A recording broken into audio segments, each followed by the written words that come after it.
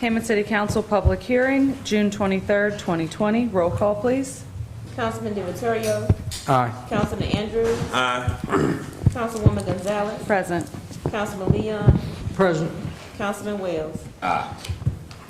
Public hearing number 1, an ordinance to adopt the City of Hammond budget for the fiscal year 2020-2021 in accordance with the procedures of Section 5-03 of the city's charter. Lacey Landrum. Attached to the agenda are 2 attachments. The first is the consolidated budget. This is revised after the budget work session with the correction that was made. And so it shows what the full fund balance is for each of the funds. And then attachment number 2 is the possible amendments that were discussed in the budget work session and that were also provided to the council in advance of this meeting. The first one is to add funds to the Tangipahoa African American Heritage Museum. It would be a positive change of adding $75,000 for a total allocation of $100,000. The second one is to add funds to CASA. Their original allocation is $15,000. There was not an amount discussed, so there's not a new total proposed. The third one is for the council to hire an attorney for the city council members to consult. It was proposed at $100,000. The fourth one is to provide an auto allowance for each of the council members. That would be a total of $30,000. And the last one was to move forward with Phase 2 flood study of $300,000. None of these have lines, sources of funding yet, so now is the time to discuss sources of funding for these items or for additional amendments. And why don't you tell us the fund balances for the general and sales fund? Sure. So it's of record. Yeah, the fund balance for the general fund, which is money that is left over that is not allocated within the budget. So this would almost be like a savings account that could be tapped during the year but would require an ordinance to come before council, which is a meeting of introduction and then a public hearing and adoption at a second meeting. The fund balance for the general fund, which runs most of all of the city's regular departments, is $91,884. The fund balance for the sales tax fund, all the money of sales tax, which is proposed, we received $20,500 for the year. $20,500,000 for the year. Goes into that fund and then is transferred. The majority of that is then transferred to the general fund, but the remainder of those are spent on capital projects. And the fund balance left over that is unallocated at this time is $9,196. Council? Comments of the council? So at this here time here, so this is the time that I can make the amendments? Yes, sir. So, not quite, we have the amendments that you've specified, those have already been presented. We're not making the motion to vote on any of that until the end of our meeting, but if there's any additional amendments or additional comments you want to make on the amendments that she expressed, this is the time now, and then we'll open it up into public hearing. Okay. I got one that I need. I did some notes. I want to make sure. Okay, from the police department. I'm going to move to my seat so that I can look at the budget with you. Okay, okay.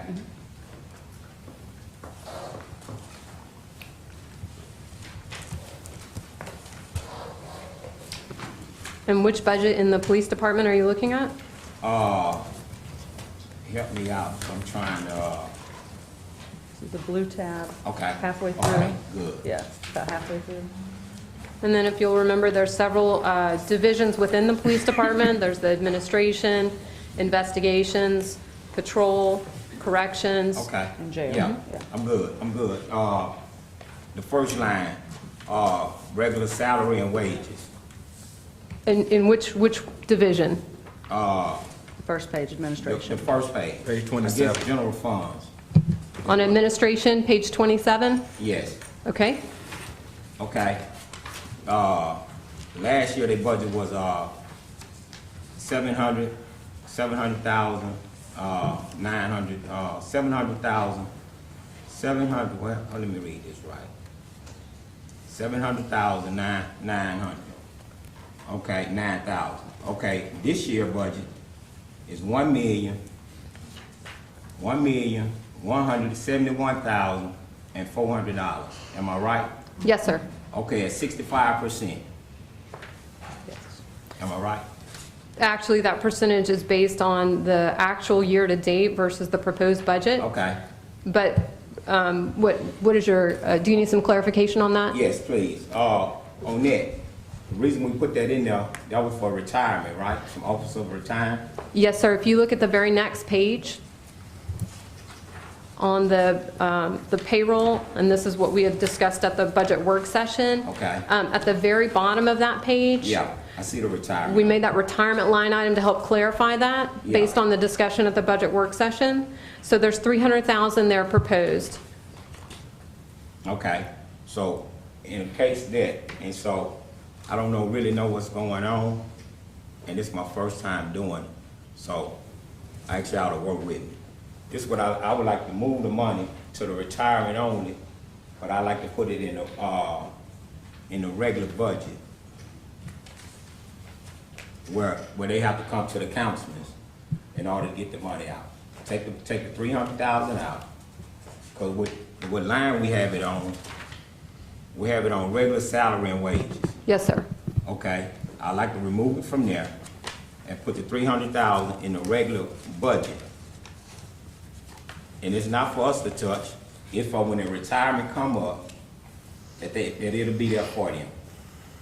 So I like to move it from that line and put it in the regular budget, so when the retirement come up, that the police department can be able to get it. Are you wanting to put that in the general fund? In the general fund. With the ending fund balance, which is currently 91,000, you're suggesting transferring the 300,000 to that? And so they're gonna be, 291,000. 391,000. 391,000. Okay, so we're just unallocating that, basically. Basically. We're putting it back down into the fund balance. Yeah. Okay. So we're just not going to budget for retirements.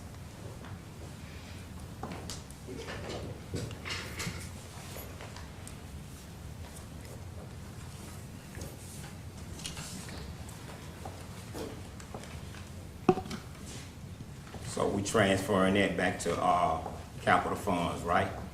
To general funds. To general To the fund. general fund ending fund balance, if I'm Okay. understanding correctly. So, Okay, so yeah. that total at the very bottom line item becomes $391,884. We are not able to, you are not able to spend that money without coming to the council to change, correct? That will take 2 meetings of the council to change that, Okay, because it Okay. is not allocated in the budget. right. So basically, we're not budgeting for what we expect to spend in retirements this year. Anything else on that Okay, proposal? I'm good on that proposal. Okay. Okay, on the street department.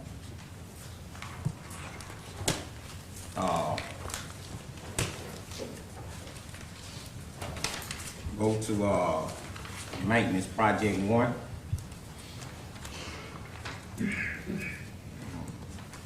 Are you speaking about the capital projects? Yes, So the capital requests? Yeah. yes, capital request. Okay. 65. So they're gonna be paid, what, 65? It is, yes, sir, I'm with you. Okay, on that, okay, all together, we got, $226,500. That's correct? Uh-huh. Okay, on the maintenance building, additional project 1, we got $113,500. Yes, sir. Okay, I would like to remove that from there, from the So- maintenance project 1. So we will not be building the garage pit. No, but we're gonna build, we still got enough money to build, project 2, and we still got enough money to do the excavator. Okay, so we're going to cover the equipment that's out at 190, which is project 2, but we are not going to fund building the garage pit, which is needed for the larger equipment that we work on and for the safety of our workers. No, we're not gonna do that right now. Okay, I go down to the airport, equipment for the airport.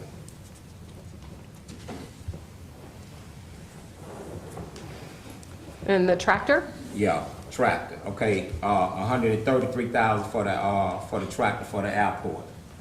I would like to take, 63,000 off the tractor and leave the other 63,000 for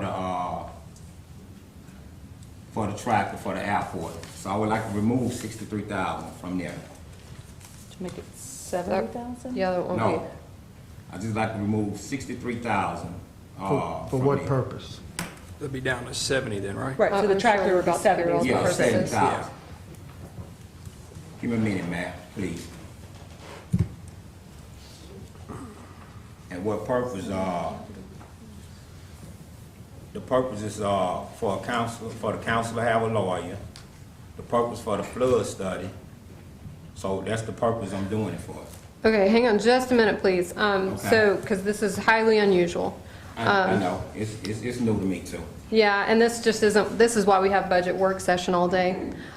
So from the airport, we're taking 63,000, which would leave a remainder of 70,000, which is not enough to purchase the tractor that is needed to cut the grass at the airport. Okay. So, the next one. So we just won't be buying a tractor this year for the airport. Is that what I'm understanding? Your intent with this? No, I want you to get a tractor. But The- we're working with a budget, huh? So let me know. Are we working with a budget? We are. Okay. That's what we're here And to the whole pass idea, tonight.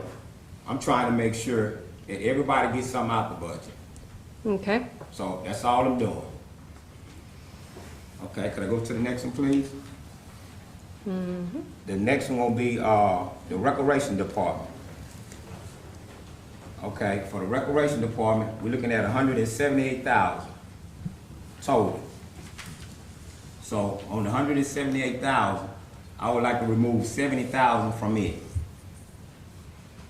Which one is that coming from? The generator that supports the entire recreation center? Yes, So the that- generator.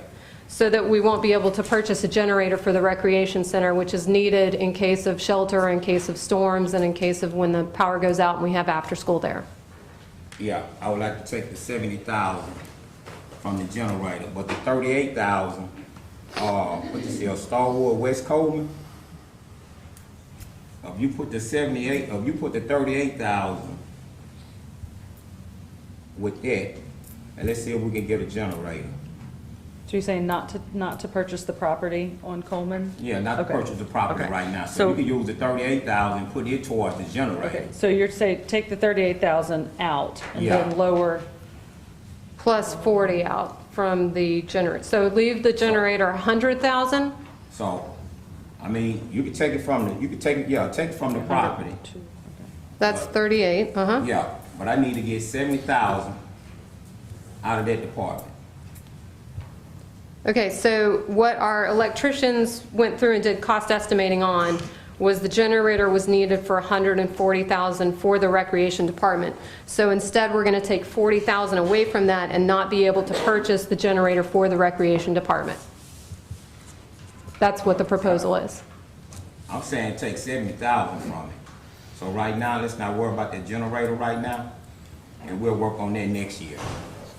Okay, so when we're not able to house first responders and other things for our recovery efforts or have our programs such as the after-school program due to power failure, that's what we're proposing. Yeah, I think we're having power failure throughout the whole city of Hammond. And a lot of us, we don't have generators. And it's not about the power failure for the rec center. It's some of the things that we're trying to do for the city of Hammond. And right now, it's not a good time to get a generator. What else is proposed? Because the council will have to vote on each one of these items individually, and we'll go through and make notes about all these, but Okay, so.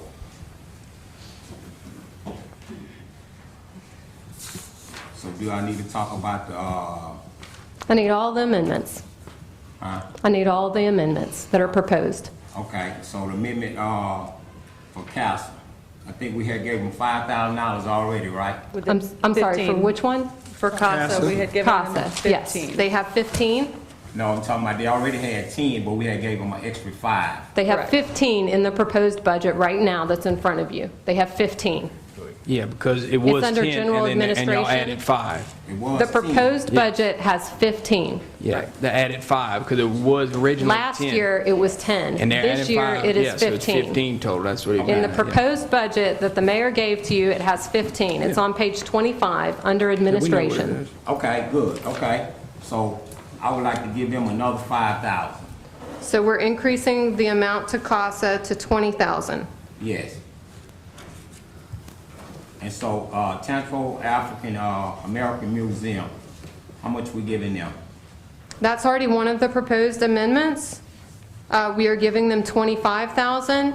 Okay. It was proposed to give them 75,000 additional for a total of 100,000. Okay, no, we're gonna give them, add 10 to the 45, To the 25? 25. to the 25. So we're doing 25 original, we're adding 10, and Yeah. so the total allocation will be 35. Yes. Okay, now for the lawyer, for the council. Okay, we still have it at 100,000, right? That was the proposed. Okay, I just wanna make sure. Okay, for the flood study. Or what you have for that? 300 300,000? Okay, I would like to put 100,000 for the flood study. in addition to the 300? No, just take the Oh, 300 out. gotcha. Okay, the flood study can't be accomplished for 100,000? So are we just putting 100,000 in to not be spent, or what are we doing? So you say they can't do nothing with the 100? I don't think we've ever decided, I don't think we've made a decision on who they were going with the flood study yet. He proposed 300, but I think it was under discussion. We may look into different companies or different avenues, so. Right, I don't know that that cost is going to change a lot.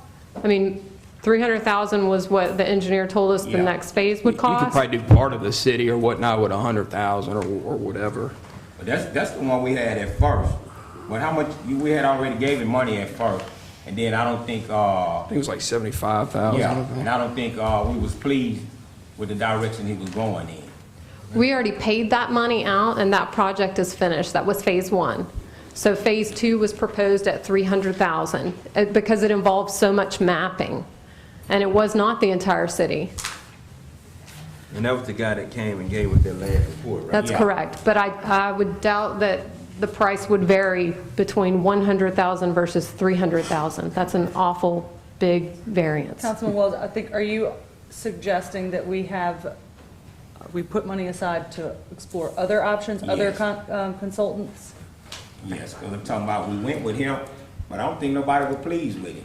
Okay, so we just, That's why we end up, that's how he ended up not leaving here with the 300,000 at night. Okay. He wasn't pleased with what he was doing. okay, so we're just going to set aside 100,000 and then try to figure out what we can do towards a flood study. Yes, Okay. all right. That's it for me. That was 4, okay. So what was the total altogether, please? Okay, we're going to need to talk about each one now that's proposed. We talked about canceling several, so then the ones that you've canceled, then you're using those to fund what you just discussed? Yes. Okay. So 300,000 is just going to the fund balance, that's not being used for anything. So 113,500 from the garage pit. We will need to vote on each of those too to see if there's enough to Oh, fund it. I'm sorry. Great. I got one more. I apologize. Go back to the street department.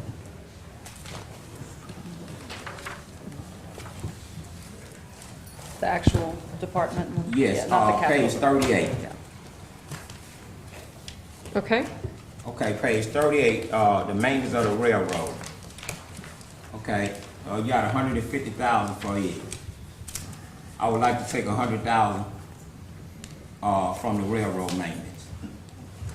Cause we just gave them, what, 83,000? You got it. yes. Yes, we just gave them 83,000. So now we're leaving 50,000 in for that budget for them. And what, last year, they was dealing with $12,775.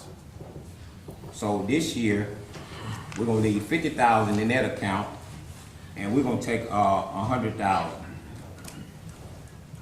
from the railroad maintenance.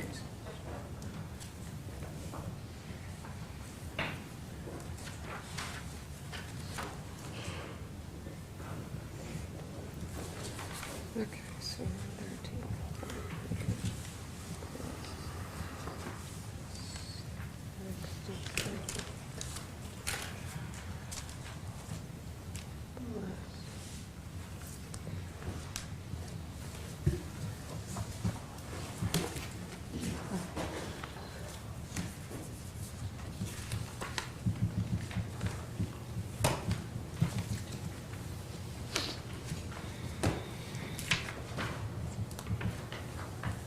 All right, Councilman Wiltshire, so I understand. Going back to the capital request, you're proposing to remove the Starwood West Coleman purchase at $38,000, just remove that. Yes, And then lower the generator line item to $70,000, so then, but you're taking, so just take 70, is that what you wanted? yeah, just wanna take 70 from it. So you're taking 38,000 and then plus another 70,000 from, no, 38,000, you can put the 38,000 on the general. you just want 70,000 from need this? 70,000, Okay, I got yes. you, I got you. Which is all the 38,000 plus 40 coming out of the generator. It leaves 100,000 for the generator. Okay. So can we go back to some of the amendments? So on the, to hire the attorney for the city council members, are we leaving that at 100,000? That's what he said? Yes. Okay. Yes, All right, and then the auto allowance for the city council, are we leaving that at 30,000? That would be the same auto allowance for each member? yes. Each member want it now. I think we also need to discuss whether compensation can be added to the city council members to apply to this budget year, or whether that would be voted on and then it would go into effect after the next election. Yeah, So it wouldn't be budgeted for this fiscal year because What it would wouldn't be actually budgeted go for? into effect until after the next term of office. So I asked Andre to look into the car allowance issue, and apparently Attorney General opinion and with our charter says that the car allowance is compensation, and our charter does not allow the council to get a raise in compensation and the term in which it sits. So if we approved the car allowance for the council, we wouldn't be able to take it until the next term of the council. okay. Okay. Is that right, Andre? Yeah, Councilman, the charter distinguishes reimbursement. You can be reimbursed for your expenses. But if you were to get a lump sum per month, irrespective of the actual expenses, that's compensation. And the way the charter's written is that you can pass an ordinance to change compensation, but that doesn't take effect until the next council gets voted on. In other words, you can't raise your own compensation. You can get reimbursement, but you couldn't raise your compensation. That would be for the next council to take effect. Okay. So if you were to vote on it, it could sit in a budget, but you really couldn't spend it. It would just sit in a budget and couldn't be spent this year. Okay, well, I like to vote on it, let it sit in the budget. Well, that would vote of the council. Yeah, that's what I would like to do, so, thank you too.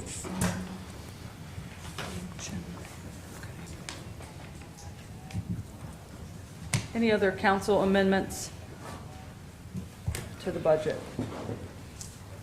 All right, I'd like to open it up to the public, please. And I'll remind you, if you have something to address us with, to come to the podium, state your name and address for the record. And again, this is just for this issue of the budget and in the amendments we've just discussed. Go ahead. I'll make it brief and quick. My name is George Bergeron. I'm the local president of Fraternal Order Police. The money that was budgeted by the chief for the retirement, the way I see it, by taking that funds and holding it in a separate fund, whenever an employee does retire, say with 30-plus years, it's making that employee wait much longer to receive their final payout from the city.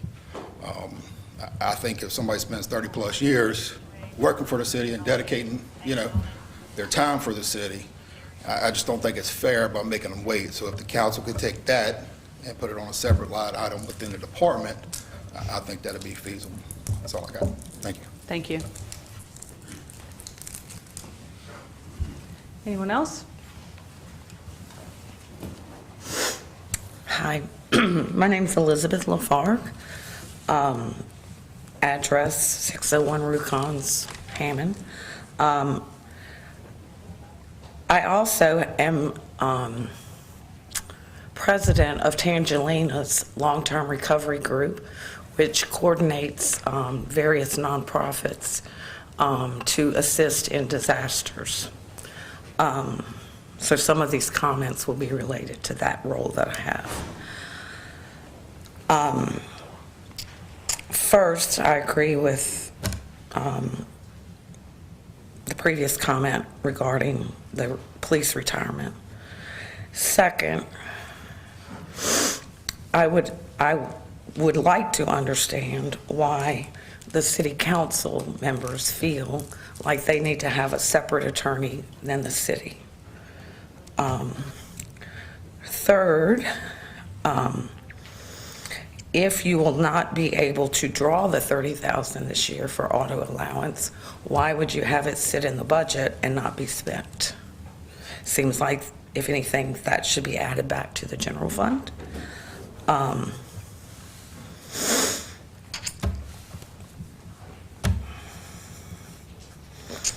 Street department capital request. I would like to say that part of the discussion to give them the $83,000 at the last meeting was because we were failing to do proper maintenance on a regular basis. So I feel like if they feel like they need that for regular maintenance so that we don't end up with a surprise $83,000 cost, that should be taken into consideration. If the airport needs a tractor and we're not putting enough money in the budget for a tractor, what's the point? The recreational department, this is part of Tangelina Long-Term Recovery's viewpoint. In a time of disaster, when electricity goes out and we are housing people, sheltering people, we have got to have electricity. That's, in Louisiana, we don't say if there's a disaster, we say when the next disaster happens. So I think that generator is very important. The flood insurance study, I'm not exactly sure what the second phase of this study is, but as I understand it, this flood study is needed to update our maps so that people who currently live in flood zones don't have to pay expensive flood insurance. I'm a member at First United Methodist Church. We have a parsonage that's located at 205 College Drive that has never flooded. It is 3 or 4 blocks from the lab school. It has never flooded. We bought it in 1980s, I believe. We have to pay $2,400 a year for flood insurance. And this flood study would eliminate that. I believe that would be the next phase of the mapping. And that's all my comments. Thank you. It's actually undetermined what would be the next phase at this point, because again, the money that was recommended to be there was $300,000, and so this would be a much smaller, it would be basically a third of what the recommendation was to accomplish that project. So perhaps this would be putting money aside and then adding money to it in the coming years to be able to accomplish such a flood study. This was to provide mapping and then to provide all that mapping to FEMA in the hopes of getting the FEMA maps changed. And one of the other things that we have looked into is participating in the community rating system, which is a presentation that we're actually giving to the council next meeting to talk about potentially working towards a rating system that would provide a 5% reduction to flood insurance holders. So there's some other opportunities for finding savings that may be more aligned with what we're trying to accomplish, which is why this money was not originally proposed in the budget. Edwin Bergeron, 120 South Oak Street. In reference to the $300,000, I think I understand where you're going with it. You want to make sure that the money's there, it's not spent for other stuff. But that's why the 300 be removed from it. I think that it can be placed in a line item to where, and I know this was talked about, I guess at one point when I wasn't here, but in reference to making sure that the money would be there for future and it's not necessarily spent this year if somebody were not to retire. I think Ms. Gonzalez, you made the comment about making sure that the money would be reserved for the people if they do retire. Dropping it into the general budget, I don't think will accomplish that. I think if you could add it into a separate line item within either the police budget or wherever, I don't know where that would go, I think that would be more appropriate. That way it would make sure that the money would be there to be able to pay these officers. As Lieutenant Bergeron mentioned, we have some guys that are here 30, 35, 40, in one case 43 years, I believe it is. And when he retires, realistically, by the time you do posting and everything else, you're looking at probably 3 weeks, 4 weeks maybe before he would be able to get his final check for payment. I don't know if that's a human resource issue or something as far as we're required to pay people upon separation of employment. But I definitely think, and I agree with saving the money and putting it there and making sure it can't be spent for something else, but just to drop it in the general budget, I don't think would accomplish what we need to accomplish. Good question. Chief, Yes, sir. we'd like to thank you for the good job you did down there taught. Thank you, sir. Appreciate it. That was an issue that I had asked about putting in a separate budget. So your change to the budget of taking 300,000 out, did you want that to go into the ending fund balance, or would you want that amendment to say going into a separate fund? Well, we're gonna put it in a, it can go into the general fund balance, but this what I said. It only can be removed for the officer when they retire. So it ain't like nobody gonna be able to touch it. Unless something go wrong in my area now. If something go wrong in my area and I need it, it's a different story. Well, that's why I'm asking. That's honestly, my concern with putting it in the unreserved is, number one, we're not budgeting for it. In the past, we have budgeted for retirements. When we know that there are several people coming and it's going to be a large hit to the city, we budget for that. It's like you know that your upcoming expense is happening.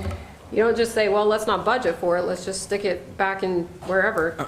The other side of that is that if it is in that general fund balance, we all have to agree right now that we're not going to pull 300,000 out and say, hey, let's go put this towards a drainage project or a sidewalk project or something else towards the year. We have to remember that $300,000 is reserved there essentially to pay for retirement, because that's not an option. Like, we owe that money when that employee retires. We don't have the option to pay it later or to say, they didn't really earn all that. They earned every penny of that. I think the ultimate goal was to set it aside in some line item. It may not be in a general fund per se, but it definitely would need to be in a line item that is just strictly for the payout for the retirement. It doesn't get put into the police department's budget.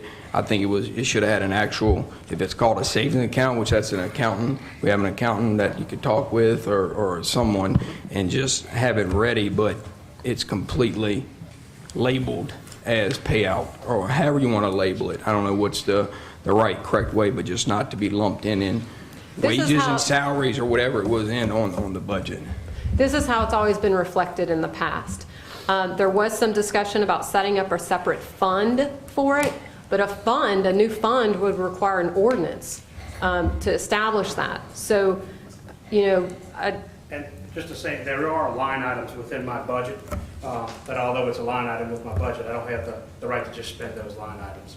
They're owned by accounting, essentially. Right, it's owned by accounting to where I can't just say, hey, I want to go spend this out of this account. I can't touch that. There's certain things that I can, which is small tools and things like that, but there's certain line items. This could be one of those line items where it's a earmark for that, and y'all can vote from time to time to carry it from year to year. I know there was mention about making them come in front of the council to approve the spending of the money. If that's what y'all want to do, that's fine, but it really doesn't matter if you approve it or not, because it's owed that money. You have to pay it by federal law. So I think if you wanted to, put a separate line item within our budget, like she said, it's owned by accounting, and I can't touch it. And there's many items I could point out to y'all in the budget that are the exact same way. It's items that are guaranteed for retirement. It's items that are guaranteed for Social Security, Medicare, health insurance, stuff like that. That's automatic, money that's articulated in the budget that I have no flexibility with at all. So let me ask you this, if we created a separate line item and this money went in there and say 290 got spent, the 10,000 left over, would it go back into the ending fund balance or would it carry over from year to year? It doesn't carry, nothing in the general fund carries Okay. over from year to year. The only things that carry over are capital projects on the 5-year capital outlay Okay. plan that are put into a project account. So this would not be structured like a project account, it would just be a line item? Yeah. Okay. So the 300,000, the way it's currently structured, the line item that it's currently is right now, if it's not spent, where does it go? It just goes back to the general fund balance at the end of the year. Anything that's not spent goes back to the general fund balance at the end of the year. So, and what you'll see over and over again is that we never spend 100% of the city's budget. It seems like we need to do a little research on figuring out what is the best way to create a line item that is protected. Well, it hasn't been that- broken, is what I'm saying. Like, I don't, we're creating something that I understand the intent of it, but I guess I'm trying to explain to you how it works internally. That's not money that gets moved around to go buy other things with. The money that gets allocated into salaries and into all these lines that you see at the beginning of each department, they're all the same. And this is what happens every year for regular salaries, for cell phone allowance, Social Security, Medicare, police retirement. Well, I think we're system. doing something different this year. It's not the past. So I think that's what we're I'm starting just not something new, understanding different. what's So, broken and why it needs to be changed. well, What I'm hearing is more legislation and more regulations and more hoops and more time. Well, we need a retirement, And I instead, mean. we're making things not as efficient as they're working right now. Let me ask you one other thing. So the 300,000, the way it's currently set now, it can only be used for retirement. Now, at the end of the year, if it's not used, then it goes back to the general fund. But during the course of the year, it can't be used for anything else except to pay for retirement. Is that correct? That's how we work these So it is lines. protected. So it's protected all the way to the end of the year. Then at the end of the year, it's a different story.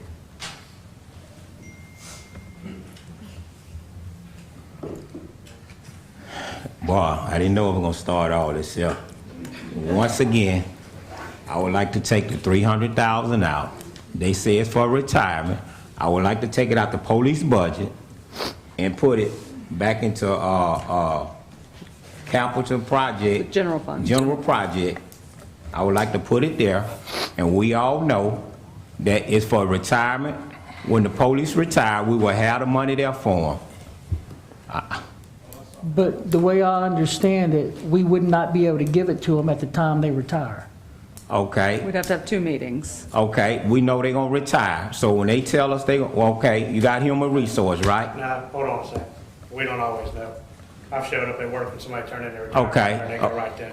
Appreciate it, Chief. Okay, somebody been working for 30 years. Now, the city owe the money right now. We're gonna take the money from them. 1 month, they ain't gonna hurt nobody. So we talking about 2 meetings, and we have 2 meetings a month. 1 month not gonna hurt to hold their money. That's all I'm asking for. So I'm just curious, what happens if the council votes we don't want to give that money to them because we have a capital project we want to do instead? I think that's, Where do we end up in the federal?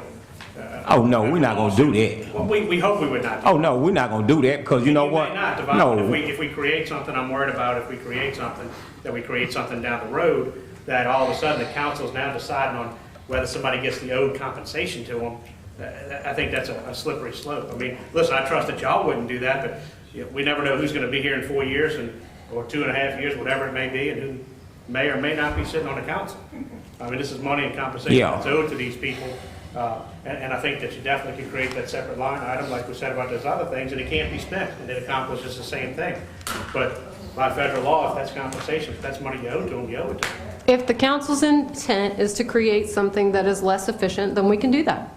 Yeah, but, Chief, Yes, sir. if a person put in 30 years, honestly, we're not gonna take nothing from them. And it's not about you, it's not about me, it's Yeah. about the system and where it's set up. You never know how somebody's gonna vote, where it's gonna go, and what might get turned down or not turned down. And of course, my concern is the people that do dedicate 30 or 40 years of service of their life to the city of Hammond, and then when it's time to leave, they may end up in a legal battle and a fight for the compensation which is owed to them.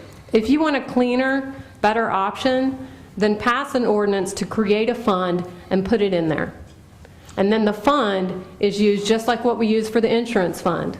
It's already authorized for that, it's used to handle all those payments, and those go through without a doubt.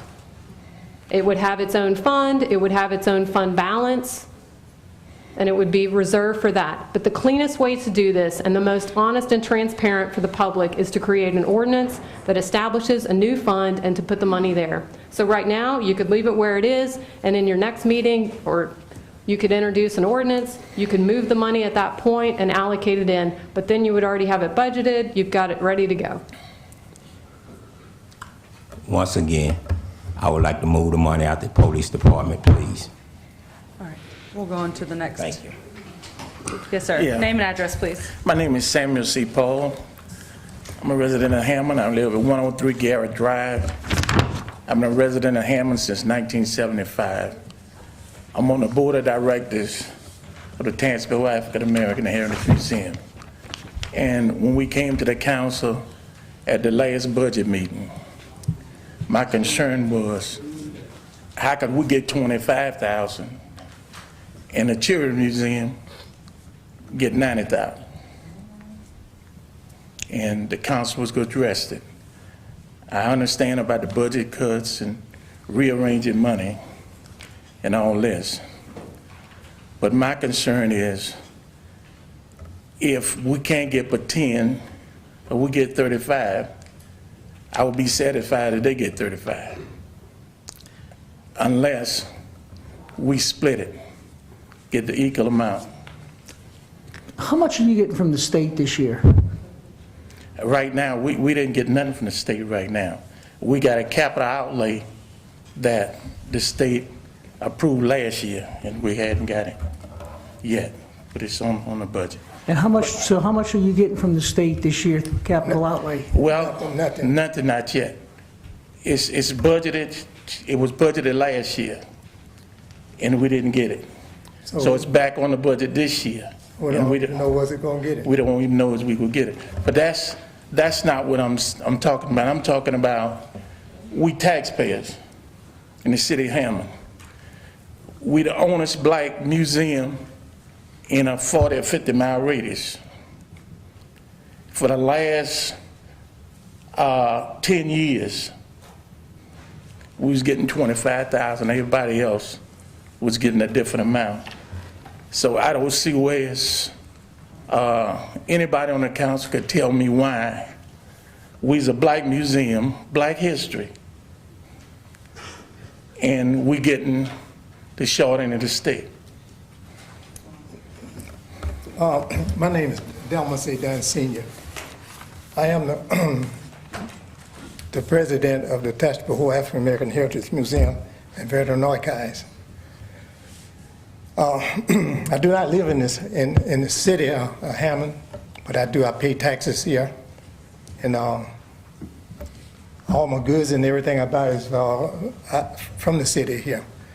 But I'd like the city councilors to know this.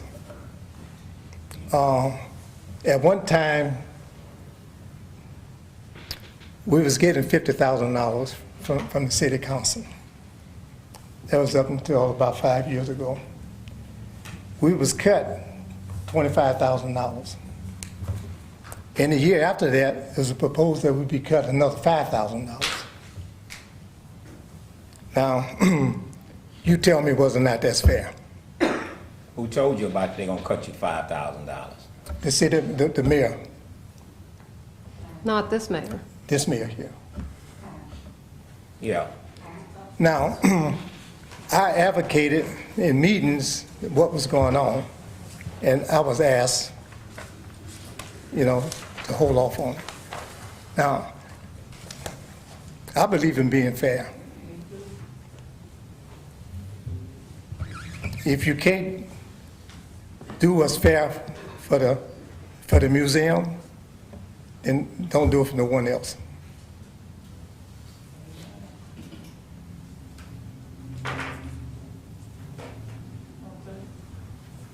That's all I ask. Thank you, Mr. Dunn. Anyone else? Yes, ma'am.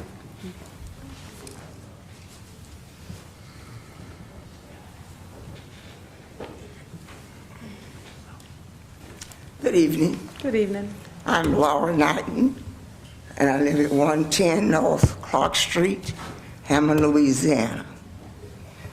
Most of you were not even were little kids when we opened the Heritage Museum to teach our history.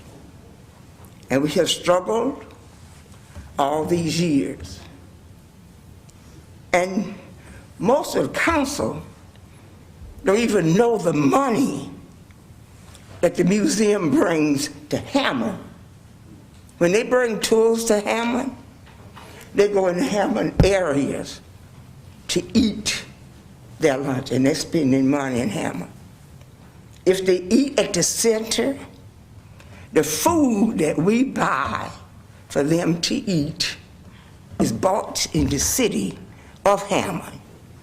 So we bring money into the Hammond area, I'm talking about the museum now.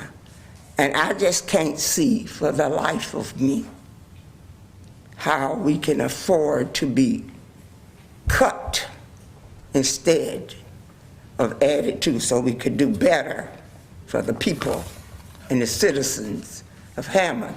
Because it said, if you know better, you'll do better. Thank you very much.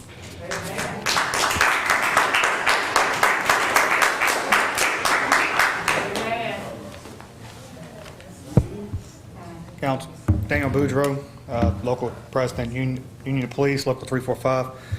I just kind of want to run through some of these because there's a lot of things that come up, and I know a lot of people maybe were not able to follow along as much, my interpretation on them. We beat the retirement to death. I think Chief Bergeron did a great job of explaining it. Seems to me like we have two very good options of putting a line item that secures that to where it cannot be used. If the concern was that the chief or the police department was going to use it for other items, this would lock it down to where it can't. There's also an ordinance. For whatever reason, neither one of those, and this is on top of a system that already works great, works perfectly, has for decades. Seems like nobody wants to even consider the ones that keeps it out of our hands and keeps it settled into the retirees' hands. Not a conspiracy theorist, but it seems like an agenda there somewhere. And we're even said in here that it's there unless something happens in my district or our district. That right there tells me that there's a mindset that it could be moved if we have an emergency. This is not somebody's money to play with. This is somebody's money they worked for. Right now you have the pit. We're just gonna let these guys work on stuff, and if they get hurt, I guess we'll deal with that lawsuit down the road, because obviously we need it. Same with the tractor. You can't cut a price in half of what something costs and then say we're still gonna do it. I don't work with government money, I work with my money, which is real money. If I want to buy something that's $30 and I say I'm gonna take $15 and go to bar on it, I don't have something I can buy for $30 now because that money's not there. I need that whole $30 to spend it. You can't cut it in half and still say you're gonna do it. It doesn't work. That's the same as the flood study. This is money that needs. I lived through the 2016 floods, as many people did. My house flooded. My property's never been mapped. So now to put a house out there, it has to be 6 foot off the ground. This map study, from what I understand, comes through these areas that are in flood zone X's and places like that that haven't had a full-on FEMA study and says, this is what your base level is. A lot of flood level water was 18 inches, but I have to be 6 foot up now because there's no study. A study would fix that and save people a lot of money from having to put a house up that high or whatever they may buy. We've cut 6 items on here. I don't even know what the railroad one was. I missed that, and CASA also. There were so many things coming out at once. But yeah, we want to add $30,000 for our car fees for the council members and $100,000 to get a lawyer when we already have a lawyer that represents the entire city. I mean, it seems to me like we're cutting a whole lot of money from people that need it, that depend on safety and their well-being, their livelihoods. Sorry, I totally forgot about the other one. We're losing a generator. We haven't had a year here in the last decade that we haven't had an emergency in this city. I know I've worked plenty of security details as well as my brothers and sisters back there. I've worked sitting there watching these people sweat in these areas, trying to get food from Red Cross or somewhere else. And now we're going to say, well, sorry, sweat again this year? We all know a hurricane's coming. We know a storm's coming. We know tornadoes are coming. We know floods are coming. Something's going to happen. It happens every year here. I mean, this is what you're telling the citizens. Hope you can make it. We're more than willing to work, but this really seems like this should have been handled in a work session, not here tonight. This is an entirely new budget for no reason. That's all I have. Thank you.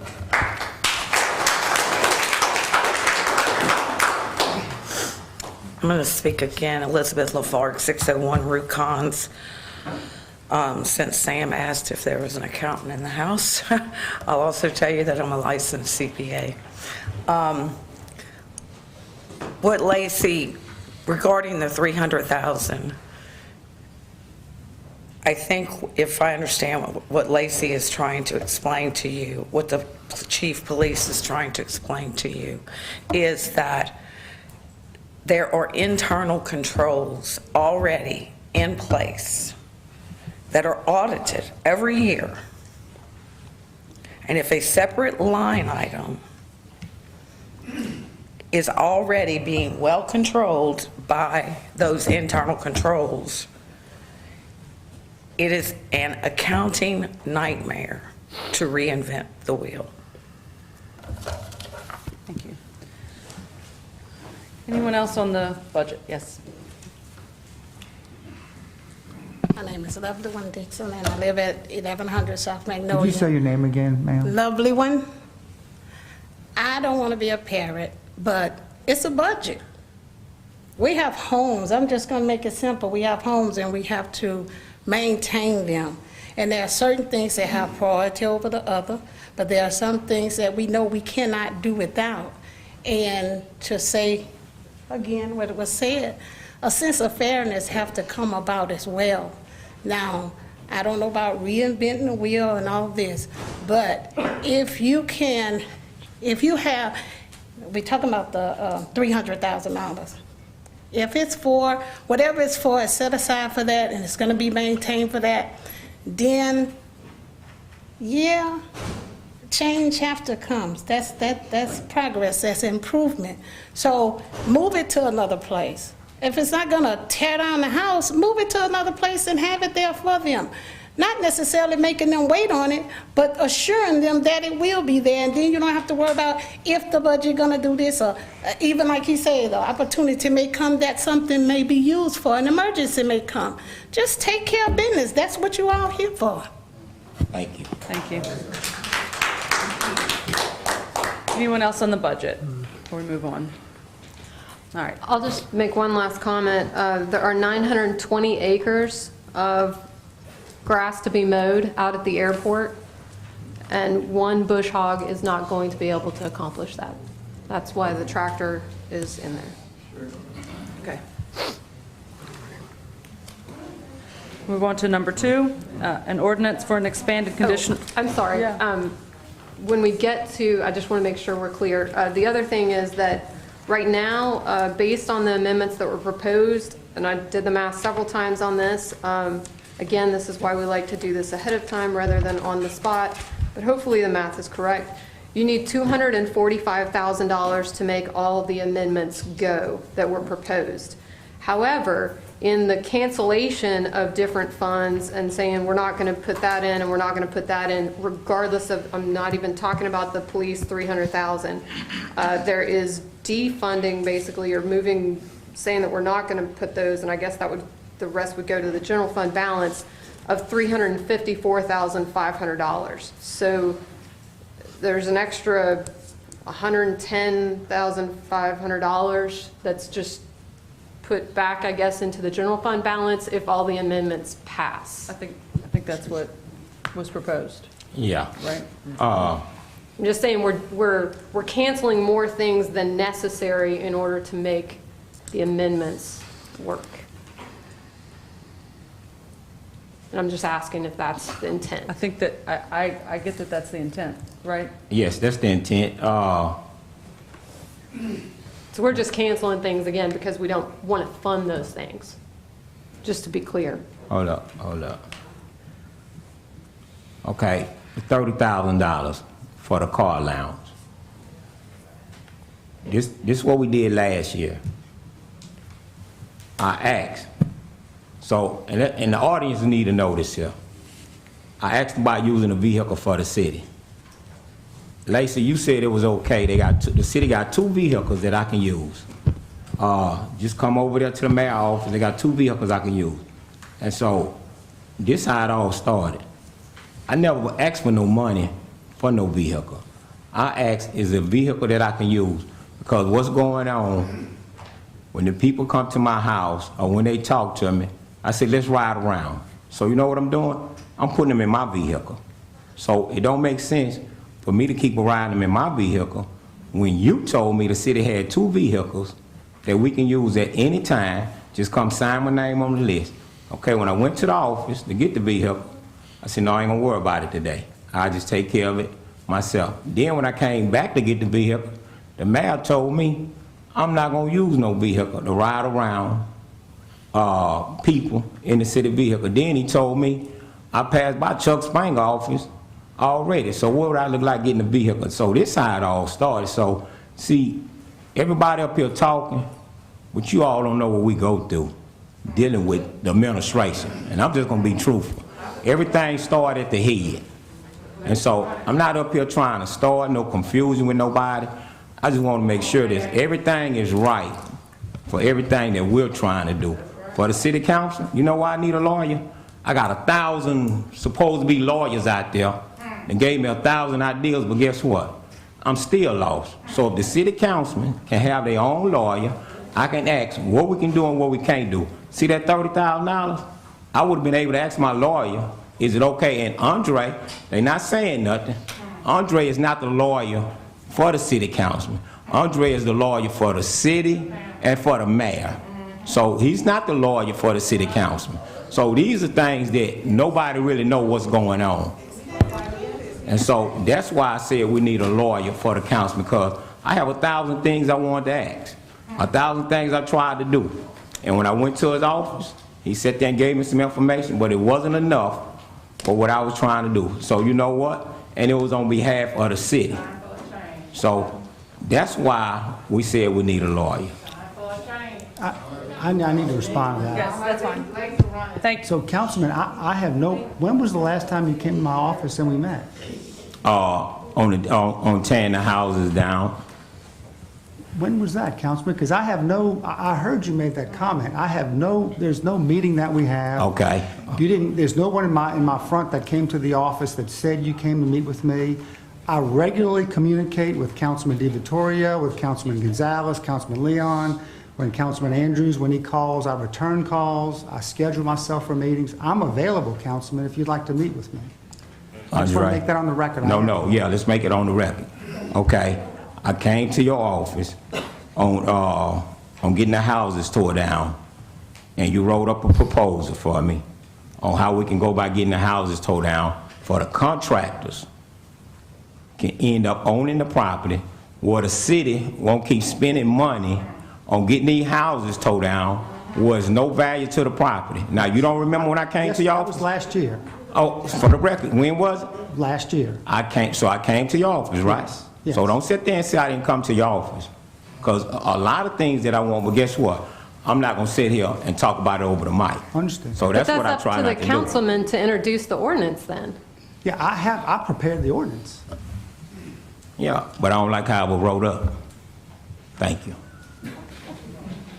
Yes, ma'am. Demetra Wright, 10089 Azalea Street, Hammond, Louisiana, 70401.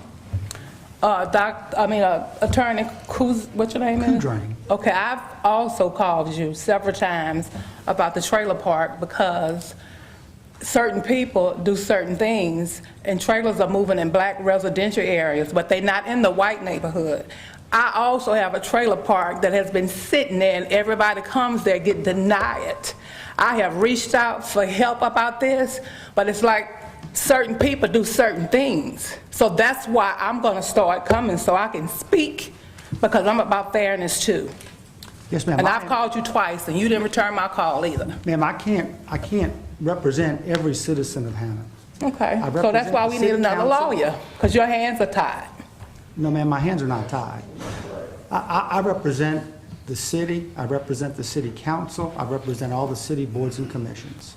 It's not my job to represent every citizen. If you come to the council and if you ask them a question and they prefer to me to reply or respond to, I will do that. But see, my thing of it is that we don't have rules. We don't have rules for a trailer park. Then when you confront them, it's like the city does what they want to do. Okay, you're going to tell somebody to get a 2011 trailer. When they go to Ben's car wash, they don't have to have a 2011. They can have a hoopty, and they're going to get their car washed. So people get what they can afford. I can't make people get a 2011 trailer. You know, they get what they can afford. And then you got Mr. Mitchell doing the dirty work. No. Yes, because they got trailers on Mooney that's raggedy, that's been there, that's open, and then it's like you pick with certain people. If you're gonna do the job, do it right, and let's be fair about it. Because I'm about fairness. I love everybody, but I'm about fairness, and when I don't get it, I get hot. Ma'am, I think that the proper procedure is for you to reach out to your councilman who can take your issue forward with. It sounds like you have a planning and zoning issue, which I have a lot of issues. We all have a I have a problem. lot of Yes. issues. And so your councilman is the person who's supposed to advocate those issues to the proper departments, to the administration, and then seek the counsel of the city attorney or a council attorney. I've done that, so that's why I'm up here. Okay. What district are you in, ma'am? Which, who's your councilman? Which I'm street? Kip, one. Okay, all right. And she done reached out several times. A lot of times, and I'm Yeah. still in the same position. And I what see it all is- these white people that own trailer parks are full. I've spent $80,000, I have not got a dime back. That's what I'm saying. Let's be fair. Yeah. She done reached out to all of us. I'm talking about, she done talked to Kip, she done talked to me. And so, honestly, I mean, we all know what the problem is, but it seems like we still can't get it solved. So she done talked to Kip and I both, so let's say this here for the record. So, and we did everything that we can do, but it goes back, once you go to the building permit office, and I asked this here, let's get some type of record showing who went there, what they went there for, but we still have no accountability to who going there and what they going there for. And so that's why she's angry. That's why she's mad, because anybody investing money, they want to be able to get some of their money back. So that's why she's mad. I understand. Yeah, thank you. Good evening, Council. Bobby Mitchell, 219 East Robert. I just want to clarify the fact that I'm not the dirty work guy for the mobile home permitting. Let that be on record. I think the misconception is that with existing mobile home parks in the city of Hammond, those mobile home parks are located within the corporate limits of the city. And because of those mobile homes, they have to follow restrictions of the current zoning laws for mobile homes. On the outskirts of the city, we have no control of that. So the comparison of the white mobile home parks, verbatimly stated, that's a totally different requirement for the Tangipahoa Parish mobile home parks.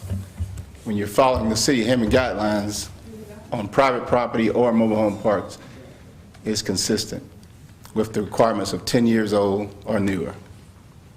And that's across the board. If they want that changed, they should come to the council and request a difference of years allowance for the city of Hammond. That's the way to get it changed. All right. Anyone else on the budget? Okay, we're going to... Tracy Wells, 610 Mooney Avenue. A couple of questions came up about why the city council should have their own attorney and budget for it. Your charter does state, and people should know that the charter does state that the city council can have their own attorney for legal advice on an as-needed basis as well. So this is not something that's just being pulled out of the sky. That's something that's written into the charter. It is just highly unusual. but Thank you. it's not in the charter. It's in the charter, right. Thank you. All right, number 2, an ordinance for an expanded conditional use request by Ramona Holland, applicant to allow placement of a manufactured home meeting all code requirements located at lots 13 and 14, Square 8, Greenville Park subdivision at 120 West Newman Street, zoned RS3, recommended with conditions by the zoning commission. The approval shall be with the understanding that such use is a personal right that expires upon a change of ownership of Ramona Holland and must meet all required placement requirements for a manufactured home. Tracy Shalacy. Good afternoon, Council. Ms. Ramona Holland is looking to purchase this property. She doesn't actually own it yet. It's 2 lots on Newman Street where she's asking to allow placement of a mobile home.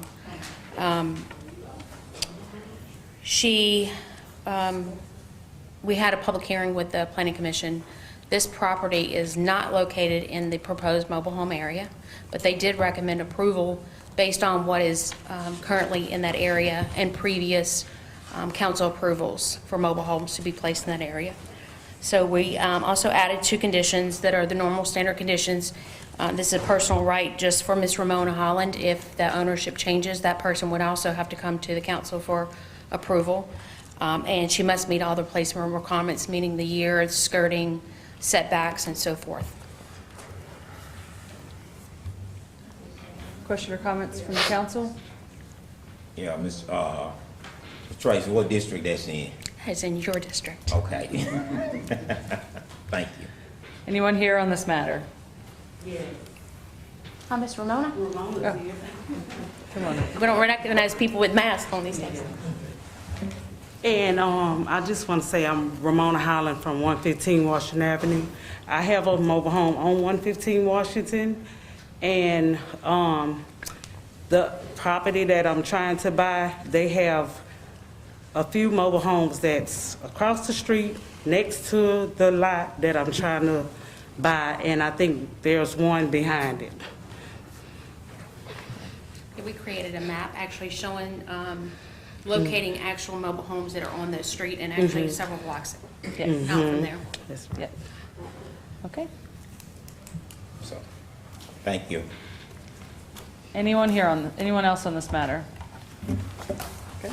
We'll move to number 3, an ordinance to rezone Lot 6, Block 78 higher survey request by Best Team in Town LLC from RM2 to MXC in accordance with survey by Brett J. Martin dated 3/9/2020 located at 304 South Oak Street. Recommended approval by the Zoning Commission. So this lot you guys might be familiar with. It's catty corner from the Central Fire Station. They were actually on the demo list many months ago. The new owners purchased the property. We're going to renovate the house. But since have decided they're going to actually tear the house down. It's not worth renovating. They're actually asking it to be rezoned, just like the other properties along that street have been rezoned recently, and our future land use map supports that rezoning. Questions or comments by the council? Anyone here on this matter? Okay. Number 4. Amend ordinance number 16-5481 to allow change in occupancy ownership from Joseph Rabondo III to Timothy S. Shaw for a existing microbrew pub located at parcel 2 being 1110 CM Fagan Drive, zoned CH. Recommended approval by the Zoning Commission. In 2016, the Zoning Commission and the City Council approved this use. It's currently the Low Road Brew brew pub or right there on Sam Fagan. The only change in the existing ordinance is change of ownership. Mr. Ravando is now selling the property to Mr. Timothy, and we need to change the ownership on the original ordinance. Any questions or comments by the council? Anyone here on this matter? Okay. Thank you. Thank you. Now we'll move into our regular session. Roll call, please. Councilman Vittorio. Here. Councilman Andrews. Present. Councilwoman Gonzalez. Present. Councilman Leon. Present. Councilman Wells. Present. I'll ask you to stand for our prayer, and I'll ask Councilman Andrews to lead us in prayer. Let us pray. Most gracious, loving, eternal Heavenly Father, we just thank you right now. Giving you glory and honor that is due your name. Thanking you for your darling Son who died upon the cross that we too would have access to the tree of life. Father God, I ask you to continue to give us the peace that surpasses all understanding. And Father God, that we do not lean to our own understanding. Father God, we come to you seeking wise counsel right now. I ask you to continue to bless each person that is here on tonight. I ask you to continue to bless the council, continue to bless our city administration, our city police, and our fire department as we continue to lead our city forward. Father God, if there's ever a time we need you right now. So Father God, we just ask you to continue to move like you've never done before. And we just thank you tonight, Father, that everything will be done decent and in order and pleasing and in your sight. Therefore, Father, you will get all the glory, all the honor, and all the praise because it all belongs to you. In Jesus' name we pray. Amen. Amen. Now for our pledge, I'll ask all veterans and active military to render the proper salute. Pledge allegiance to the flag of the United States of America and to the republic for which it stands, one nation, under God, indivisible, with liberty and justice for all.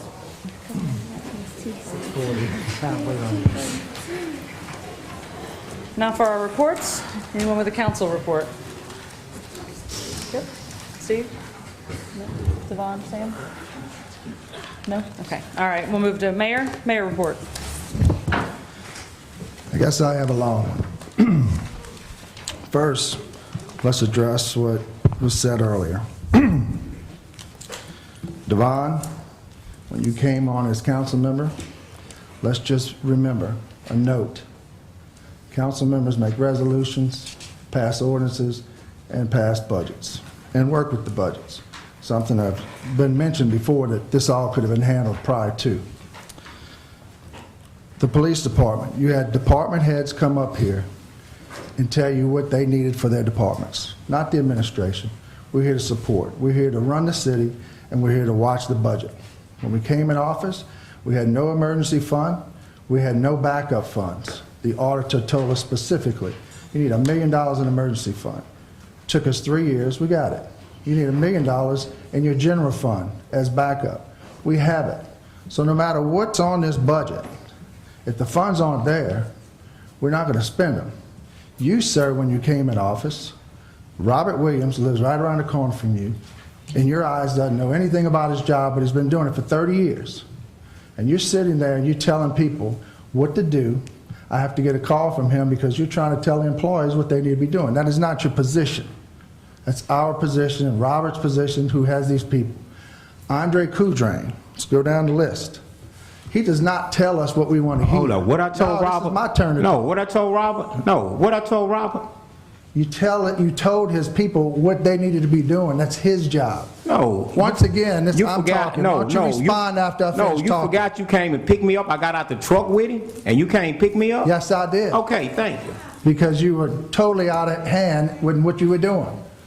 Andre Coudrain doesn't tell us what we want to hear. He tells us the facts, and he lets us make the decision from it.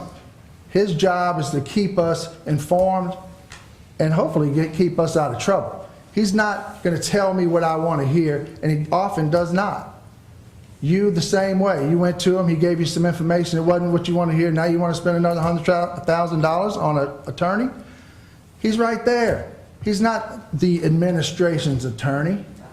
Anyway, street department told you what he needed as far as equipment, and you're going to sit here and cut his budget. The maintenance department fixes the vehicles, police cars, what have you. has been asking for a pit to safely work on the bigger equipment that can't get on a jack, tires are hanging off. You're going to cut the budget. The airport, the tractor, 926 acres. Everyone knows who has ever dealt with tractors. The weight of a tractor helps the transmission and the engine last longer when you're running them all day long, hard, all day. So you get a good tractor. You buy something you don't have to work on like we've been working on for the last few years. Spending 10, 7, 9,000. Get a piece of equipment and it'll last a while. Cut the budget. Recreation. We have our kids for the after-school program. It rains like it did today. The lights go out like it did with us not too long ago. A generator is needed. We have a contract with New Orleans Police Department where they might have to come down here and use that, and we would allow them to use it. They need a generator, simply. We don't put things in the budget that we're not needed, and we have already planned over years what priorities are. You just decide and you want to change these things. CASA takes care of children. All of our nonprofits knew that we were trying to bring it down, that sooner or later they had to raise their own money. And we've gone over this with the African American Museum, raising money. You tried to raise money to pay off the building. I gave you your first $1,000. A year later, I asked you what was going on with that fundraiser. You didn't raise another $1,000 other than yourself, you said. I mean, help, no, let me finish talking. It's a management problem there. Everyone knows that that museum is fine. Everyone knows that buses should be lining up there because it's perfect. It was a school and kids should see it. But it doesn't happen. Why? I don't know. Only you know. But you're asking for money. The Children's Museum, they were getting $178,000. We brought them down to 90. And they know eventually they need to be able to support themselves to some extent. We don't necessarily want to just take money away, but you got to help yourselves to some extent. As far as you with the trailer, ma'am, follow the rules, pay the fees, don't let a trailer go on your property before it's permitted to go there. Well, I was at work, and if he ride all day, he should have saw it. I was at work. And if he rides all day. So he should have got cited. Yes, sir. Mayor, I don't think we should be going back and forth. That's not the purpose of this meeting. All right, Is, I'm I mean, done. council reports, I want to say one thing to address Pete. I want to say one thing to just, Pete, when I go home, I'm going to write you a check for $1,000. Whatever you want to do. Thank you. Thank you. Whatever you want to do. Something because We have done more for the STEM program. Aaron Williams, Mayor, you look, pushed Mayor. him to the side. all right, please, Where's the order in this place? everyone, please, Dr. Dunn, Mr. Dunn, we're not doing this right now. I'm sorry. You can, after our meeting, we have got to move on. This is not time for back and forth. This is a council report, the mayor report, and we should not have been addressing back and forth. Do you have a presentation that you're supposed to put forth today, right now? I just responded to earlier remarks. Something about Nikki must, we're not doing that. Okay, thank you. All right, now for our minutes of June 9th, 2020. Need a motion, please. Motion to approve. Need a second. Second. Councilman DiVittorio. Aye. Councilman Andrews. Aye. Councilwoman Gonzalez. Aye. Councilman Leon. Aye. Councilman Wells. No. Resolution, old business number 1, a resolution authorizing demolition of a property located at 311 South Linden Street, 93% damage, located in Council District 2. The owner is Thelma L. Rudison, 311 South Linden, Hammond, Louisiana, 70403. Mr. Mitchell. Even again, I understand this location was tabled for a possibility to have the ownership researched by the request of the mother of the property and the daughter of the property that previously owned the property, as opposed to Thelma Rudison. And by the request of the city attorney, we're suggesting that we notify all of the parties. Thelma Rudison is actually the owner, but she has a percentage of ownership there. So we want to notify all the additional owners, which is, I think, an additional 3 owners and bring them back at a different time for presentation for this item. In addition to that, my understanding is that they wanted to do a repair of the structure. As of 2 weeks ago, they haven't acquired a permit to do so. Yes. I also spoke to the attorney who's involved in the lawsuit regarding the ownership of this. So I personally, and this is in my district, I don't feel comfortable passing any resolution regarding it. I will say I'm very frustrated because Correct. this has been something that's been going on for Quite some. over 6 months of me just asking, when is this coming to us? And the ownership of that property should have been well-researched and well-noticed. And I get calls about this property. Other people who, they're not even in this district, call about this property. So I support tabling this. How long do you think we need to, you need to research this, Well, Andre? I mean, there's nothing to research, Councilman. There's a title in the name of someone, and someone is challenging that Right. they have title to it. It's a lawsuit. Yeah, in just a second, please. So, Yeah, so just a that's the problem. The problem is ownership is being challenged. There's a Correct. lawsuit. So you could either let that play out, or you give everyone notice and say, if you want to protect your interest, whatever interest that is. Right. You need to do something and fix up this. I don't property. particularly want to wait for a judgment on ownership, but at least all parties should be noticed. Yes, ma'am. That's what I've mentioned to Mr. Mitchell. Okay. That we should notify everyone. Public comment? Again, my name is Levelyn Wynn Dixon. I live at 1100 South Magnolia Street, Hammond, Louisiana, 70403. Now, help me, Father. To the point.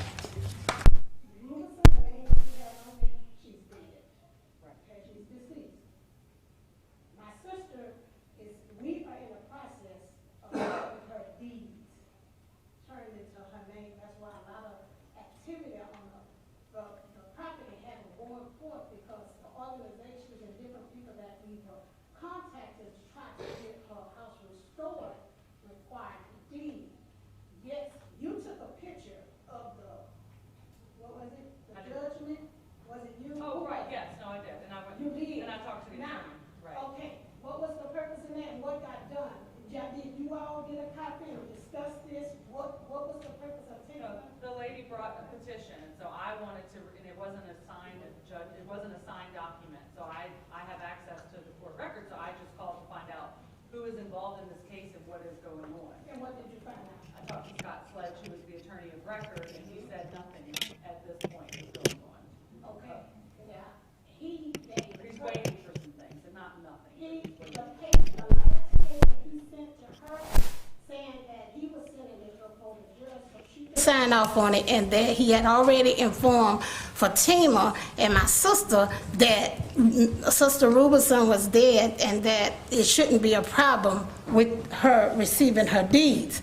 Now, that's not all of it. The point of the matter is, we can't, where I was hesitant when I got involved with restoring all this and even going forth, because as you all putting the horse before the cart, you saying you don't want to wait to see what the judge gonna do, as if you know what she gonna do. You wait until she make a decision, then we move from there. The building stay there. We already petitioned different charities, churches, and even the community. Half the people in here probably know Fatima or ran into it at some point. They know she mentally ill. So that's why her property look as bad as it do, because she had people working on it that ran away with her money. Now that our family and come together and trying to get help, we asking you all to leave her property alone until she's able to try to fix it, at least give us a chance to save it, because all she know is I paid for my house and she paid for it. There is record. If you'd have read that paper, you'd have seen where Fatima paid for that property. That is her property and she have a right to it.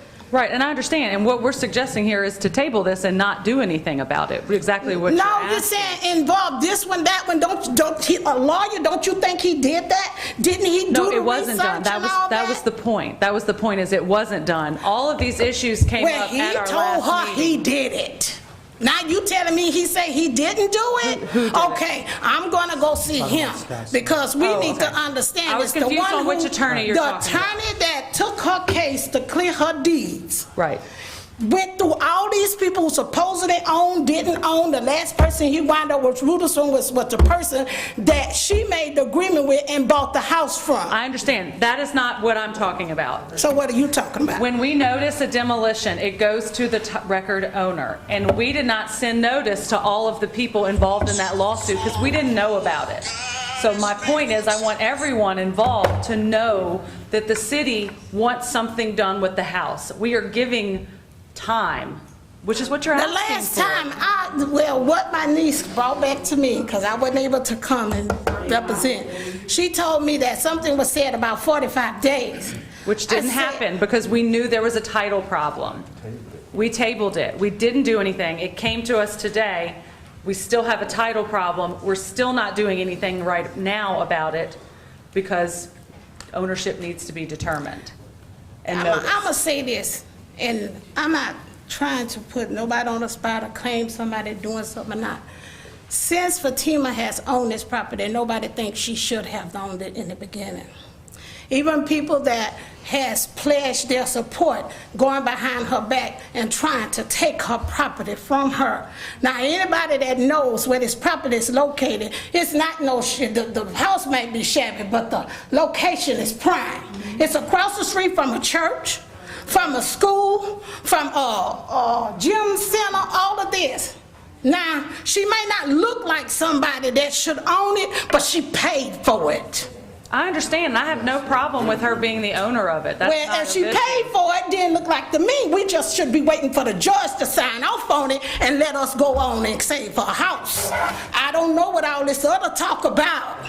Well, right now I have a motion that we table this until the administration is ready to bring it back to us.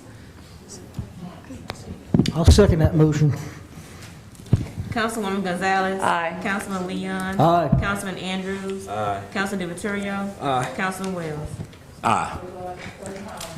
Number 2, an amendment to the resolution creating the Hammond Housing Authority dated June 1st, 1976 to set forth the qualifications of the commissioners of the authority. Councilman DiVittorio.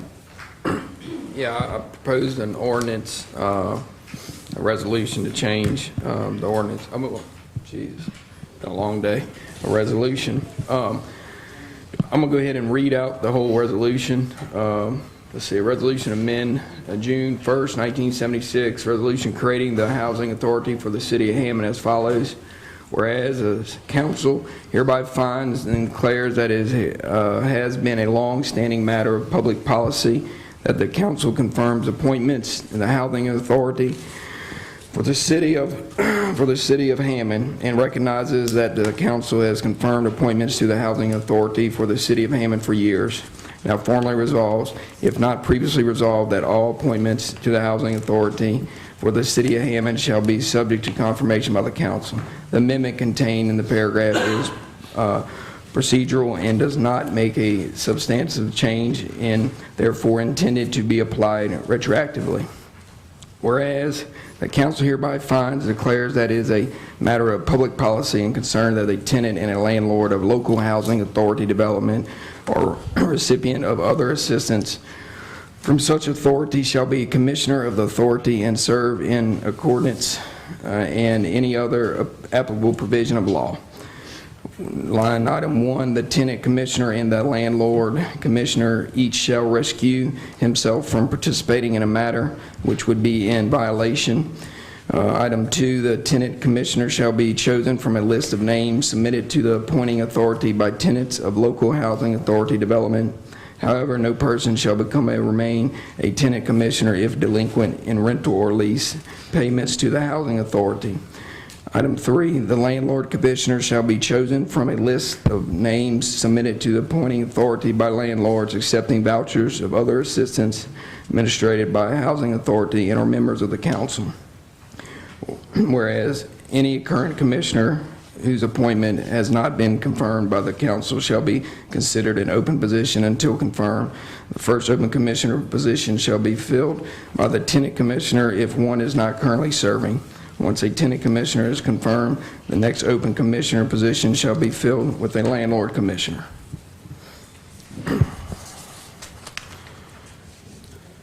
Sam, in summary, you're adding two positions to the commission, a landlord and a tenant. They already have the positions on there, but when they're replaced, I would like for it to be replaced with a tenant, so they have a voice, the tenant on the board, and then also a landlord that would have a voice on the board. So you're not adding to, you're No. taking two off and substituting them with a landlord Yeah, and a we got two and a open tenant. right now, I think, the seats from what I gathered, and so I wanted to implement that, so where the next ones from here on out would be a landlord and a tenant.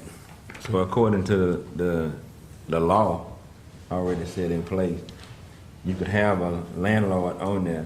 Yeah. On that board. Yeah. That has no interest Yeah. in that board. Yeah. And you're required to have a tenant Yeah. on that board. And we don't have a tenant on that board right now, so. According to the law. Yeah, oh yeah, I know, according to law, but we don't have that on the board. No, On the statute. No. According to the resolution, that's what's being proposed. Yeah. The state statute already requires a tenant commissioner. Right. Yes, Right. but the statute doesn't require a landlord commissioner. So all we're adding is a landlord, so a tenant is already, the position for a tenant is already on the books. That's required, yes, by state It's already statute. required. So we do have a tenant on the No, current we don't commission. have, no, we don't have a tenant on the current board. No. We will with the next appointments that are coming up. There's a Because it's a process for that vacant selection. spot. The tenant is a vacant spot right Yes. now. Yes. Okay, so the only thing that I'm just wanting to be Yeah, clear, the yeah. only thing that we're changing is that we're going to take one of the positions and make it a landlord position as opposed to just an open position. Yeah. Well, there's actually three things. It's Okay, three yeah, things that's that you're what I wanna proposing know. to change. So one thing is that the resolution would require the city council to confirm appointments. Instead have of the that mayor directly retroactively. appointing. And then the second would be that you would add a tenant and a landlord, but the tenant's already required. So adding a landlord, having city council approval, and then any current commissioner whose appointment's not been confirmed would be declared vacant. So I've looked at this. I've looked at this back from May when it was first raised. The mayor first asked me to look into it about what are the qualifications for a commissioner, what's required. There's a state law that talks about housing authority, and it sets forth, and what it says is the mayor has authority to require, to appoint to the housing authority.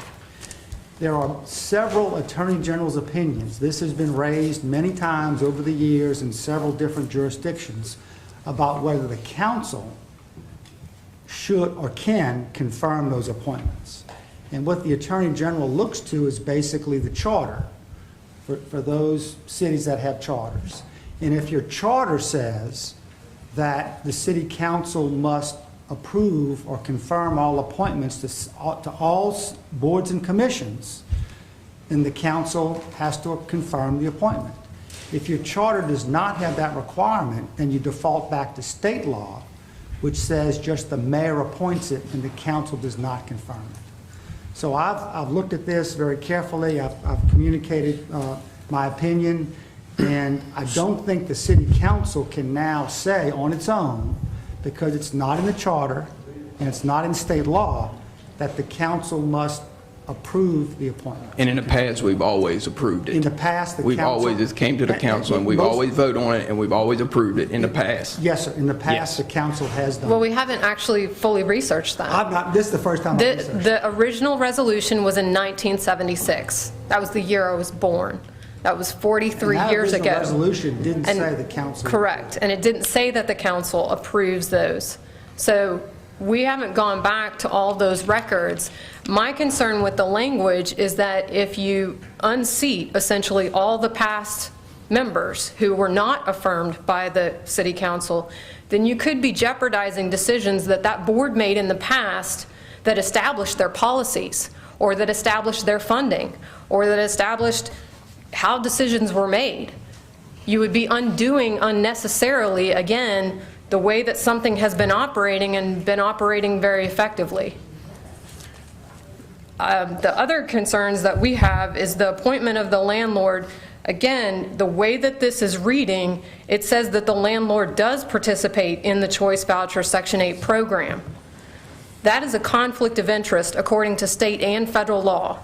In the last meeting, I shared the opinions on this from the president of the Louisiana Housing Council, who trains commissioners for these very housing boards, and from the director of the HUD New Orleans field office, who oversees these programs throughout the state. Since then, the last council meeting, I also made a call to the Louisiana Ethics Board. The attorney couldn't provide us a specific opinion in writing since only the board issues those, but she did share 6 prior opinions that have similar situations. In one, a property manager of a choice voucher property couldn't be a commissioner due to a conflict of interest.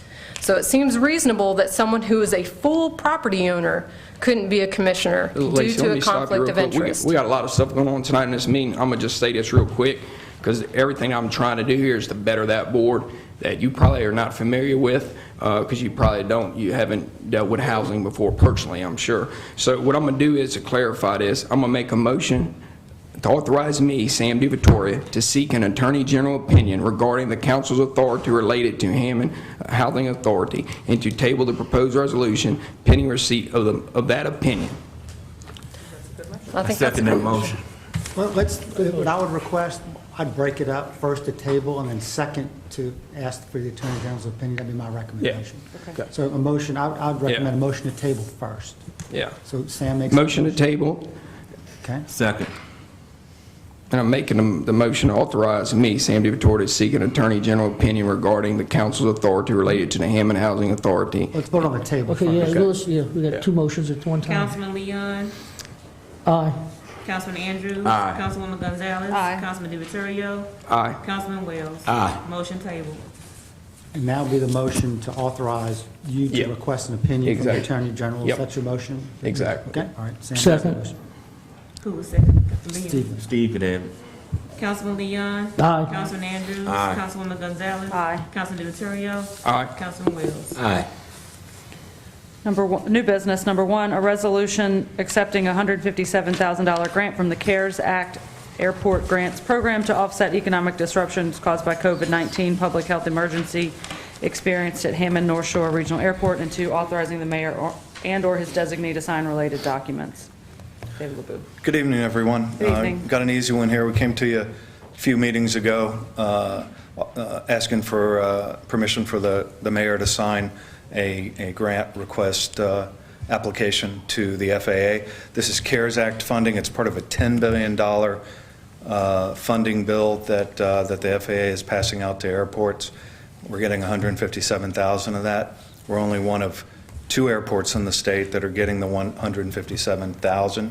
That's because us and Lakefront are 2 of 49 airports in the nation that are considered national asset general aviation airports. So this is money that's coming to us to help out with our budget for the coming year. And the mayor and the city attorney have this paperwork. They're ready to sign the application and accept the grant. All right. Anybody, any questions or anything? Motion to approve? Second. Councilman DiViterio. Aye.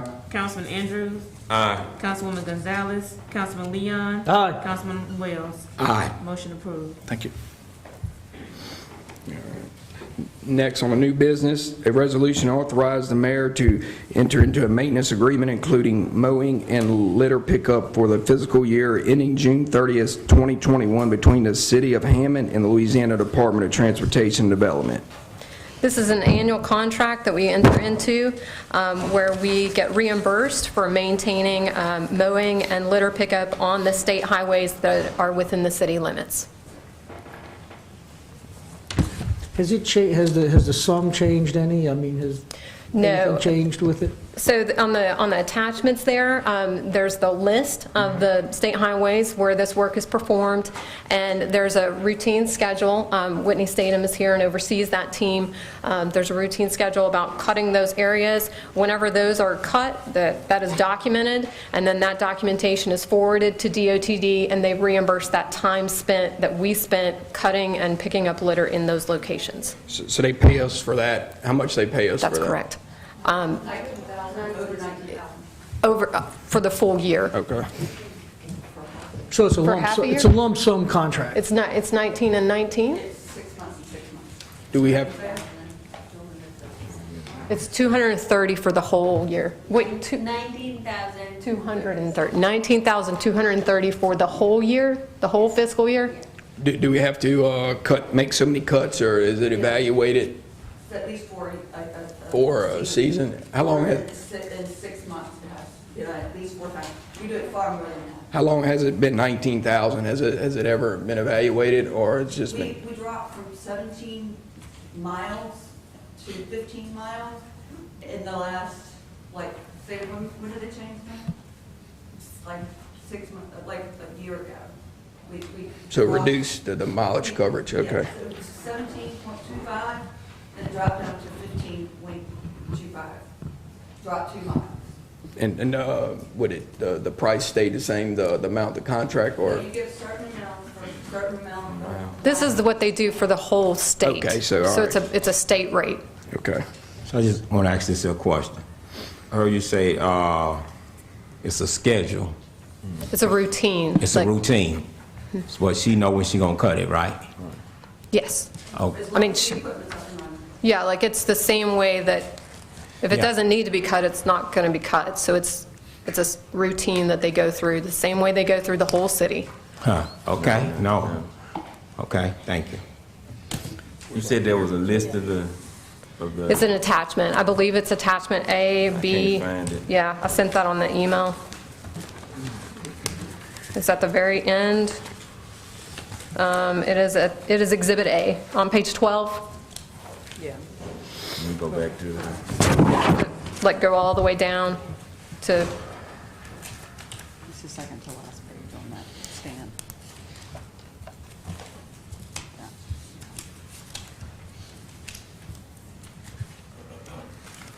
just give it miles, I'm looking for the streets, okay.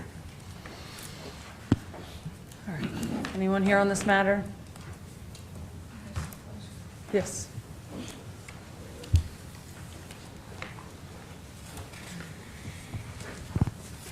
Christine Monastery, 208 Camellia Avenue, Hammond. We get reimbursed by the state for this? So how much money do we actually put out to get it done, to be reimbursed? That seems kind of, Well, you're talking about manpower, talking about herbicide, manpower picking up litter. I have not done that cost analysis. is it more than $19,000? I mean, is this financially sound? I mean, I haven't done the cost analysis on it. Are they going to mow the airport too? No.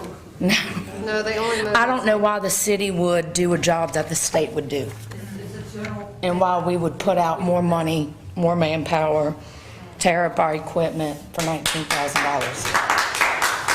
I say no.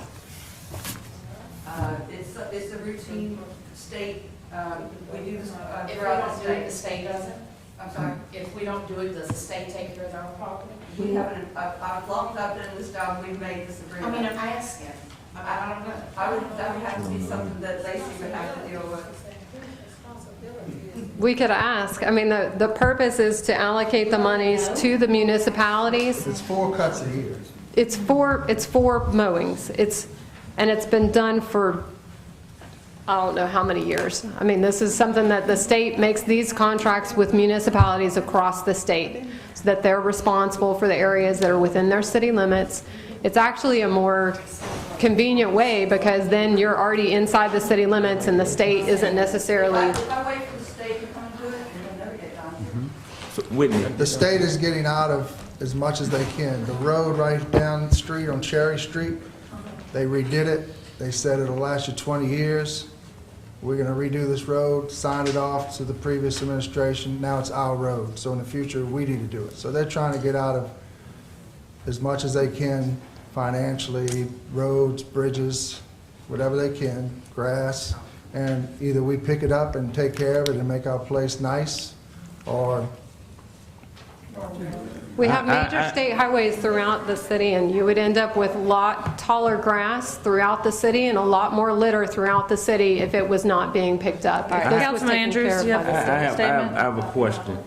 I'm sorry, we have to keep it down actually in the audience because YouTube has said that they can't hear us with chatter in the background. So just, it's been a complaint on the public forum that we have to have. I have a question for Whitney. To make sure that I'm clear, they're saying it's 4 cuts a year, right? 4 cuts per 6 months. Per 6 months. It's twice a year we go through the contract. No. When you, Lacey, can you come up please so people can hear? You think about January through April, there's really not that much to be done other than picking up litter, which is something that we take very seriously anyway. my question that I want to have clarity on, when you say 4 cuts, do you mean the mowing part? Mowing and weed eating and herbicide. Okay. So let me ask Litter. let me ask just one question. The end of Cherry Street here going to University, would that be considered in that? That would be the cutoff Before point. you get to the, from Cherry Street, turning on Cherry Street to University, before you get to the train track, I'm talking about that section right there. That would be considered part of it, yes. Okay. That's more than 4 cuts. Well, I'm telling you, I'm just saying, I live over that way, I watch it because... That's our minimum, but we maintain it because we want our city to look nice. I'm not disputing it, I'm just saying that I know that it's more than 4 cuts. It is more than the 4 cuts. But you're only paid from the state for 4 cuts. Is that Right. what you're saying? Exactly. Okay. Is also what, is maybe be fair to say that if the state was not paying, if the state was doing it, and we say we're not going to do it, then the state is also not very timely in getting things done. With cutting grass. So that, I just want to put that out there as if we don't want to accept their money and do it ourselves, and we want them to do it, that could be an issue Well, of efficiency. That's Right. that's not my argument. And No, I know. I'm not saying that we shouldn't take this. I know that it's more than 4 cuts because I live over that way. Right. That's what I'm stating. And it was stated that there are things that are done on a routine or a schedule. And I was asking for the same thing for certain things to be to put on a routine or a schedule inside of District 1. Right. And I never could get a clear Yeah, answer. my comment's not as to that. My comment was more as whether it's cost effective, that question That was same thing posed. too is why I asked, 'cause I know it's more than 4 cuts. I got to come in on that too. I see you taking it upon yourself, and I'm gonna have to say that because you over the grass crew. You only required to cut it 4 times, right? Legally, as per the contract, yes. Okay, you only required to cut it 4 times, but you cutting it more than 4 times, and it's amazing. I still can't get the grass cut and the litter picked up in my district, and can't Where even at? get a schedule. Yeah, Where at District 3. in your district? District 3. The same streets that we rode down last year. We pick up in those areas all the time. Yeah, okay. It See, is- one thing I can say though, Ms. Whitney, don't sit there and say that, and I go take pictures, and they have paper out there, and they have grass out there. The pictures don't lie. So, but all the times that you cutting that grass on the street, those, some of the times, you can just cut it 4 times, and just come, that's all we asking for, and I'm quite sure that's what we kept saying. The only thing we asking for is a schedule, to let us know when you're gonna cut. The same way you cut over there more than 4 times, which that's all the state require, is 4 times. That's all we asking for. We try to stay on a routine as much as possible. Even though we do struggle sometimes with the state contract, we fall behind on the state contract sometimes when our equipment goes down. We do our best every single day. It is a huge job, and we try our hardest every day. And there's other demands other than just cutting grass on the roadsides in neighborhoods. We have 2 cemeteries and parks and everything else. It's not just, neighborhoods. We do our best, especially with litter. Litter is outrageous. Thank you, Whitney. Thank you. We know that you can pick up trash and the next day it can be there. We've done it so many times. Grass right now, summertime, rains, you don't know when it's going to be at that height, the way it's worse here than it is there. So thank you. You do a good job. Thank you. Anyone else here on this? Let me say something. Let me- COVID's held us up, but our inmate litter program is back up and going. Whitney and I have been working on trying to get it going, but because of COVID restrictions with the courts and all that, we haven't been able to bring anybody out. It's just up and going again, so if you have any areas, or anybody has any areas, let me know, we'll put it on the list. and our inmates will get out and start getting around and start picking up trash again also. Sir, I would be more than glad to come and drive around with you again with my tractor drivers, and let's get back on the same page. Okay? I'm more than willing to do that. I've done some improvements, but there's always room for improvement, right? Thank you, Whitney. You're welcome. Councilman Andrews. Don't worry about it. It's not gonna get anywhere. I'll just leave it. No, I think that's the problem now. The problem is, and I know where Kip coming from, you know, it's amazing we up here, the things that we ask for, and it's so hard to get it. I'm talking about, I'm quite sure we're asking for basic service. That's all we asking for. And this what's so funny about it. All us taxpayers, we just asking for basic service. I'm not asking you to come over there and work on a Sunday. I'm not asking you to come over there and work on a Saturday, like you do downtown. I'm just asking you to come over there and do the work. And Chief, thank you too. Anyone else? Pleasure of the council. Motion to approve. Second. Councilwoman Gonzalez. Aye. Councilman Leon. Aye. Councilman Wells. No. Councilman Andrews. Aye. Councilman Vittorio. Aye. Motion approved. Number 3, a resolution to approve Poorhouse Pizza and Beer Garden located at 505 West Thomas Street, Hammond, Louisiana 70401, to obtain a permit to sell high-low alcohol on premises. The owner is 505 Thomas LLC. Laura. Hey, good evening. We're here evening. today to seek your approval. The business is 505 Thomas LLC, doing business as Poorhouse Pizza and Beer Garden. They're located at 505 West Thomas. It's the old New Orleans daiquiri. They have done everything that we've asked them to do, met all requirements, inspections, so on and so forth, and we are seeking your approval tonight. And Mr. Anthony is here to answer any questions you may or may not have. Afternoon. Afternoon. Do you want to state your name and address for the record? Anthony Donzi, 4403 Fourth Farm Drive, Hammond, Louisiana. Okay. Place looks great. Thank you. I like the dog menu. Any questions or comments from the council? I have one. Last year, when the New Orleans original daiquiri moved out of this particular establishment, if I'm not mistaken, I'm under the impression that it was brought to our attention that that particular neighborhood did not want alcohol being sold back in that neighborhood with an establishment that was coming in there. Am I correct? As a bar. Yeah, so my impression from the people I talked to in my district is that they didn't want it to be a bar where there wasn't food, it wasn't a restaurant. It didn't have a liquor license for solely a bar. We have to be 60/40. This is a 60/40, so they have to have 60% of their income. What are your hours? We'll be open till 12 o'clock on Thursday, Fridays, and Saturdays. No live music past 10. Okay. Anything else? Anybody here on this matter? Pleasure of the council. Motion to approve. Second. Councilman Vittorio. Aye. Councilman Andrews. No. Councilwoman Gonzalez. Aye. Councilman Leon. Aye. Councilman Wells. No. Motion approved. Thank you. Thank you, Good guys. luck. Good luck. Number 4, resolution authorizing demolition of a property located at 1208 Moran Street, 94% damage, located at in Council District 1, excuse me. The owner is Cornelia Harris et al., 803 Hope Street, Hammond, Louisiana 70401. Bobby. We would like to recommend demolition, but at this time, we'd like to table this item due to a 50% ownership by the notified owner, Ms. Cornelia Harris, daughter, and 25% each from the other additional owners. So we want to have an opportunity to notify those additional owners. And this is at the corner of Moran and Hope. I think the address is what's kind of conflicting. The mailing address is 803, but the physical address of the home is 128.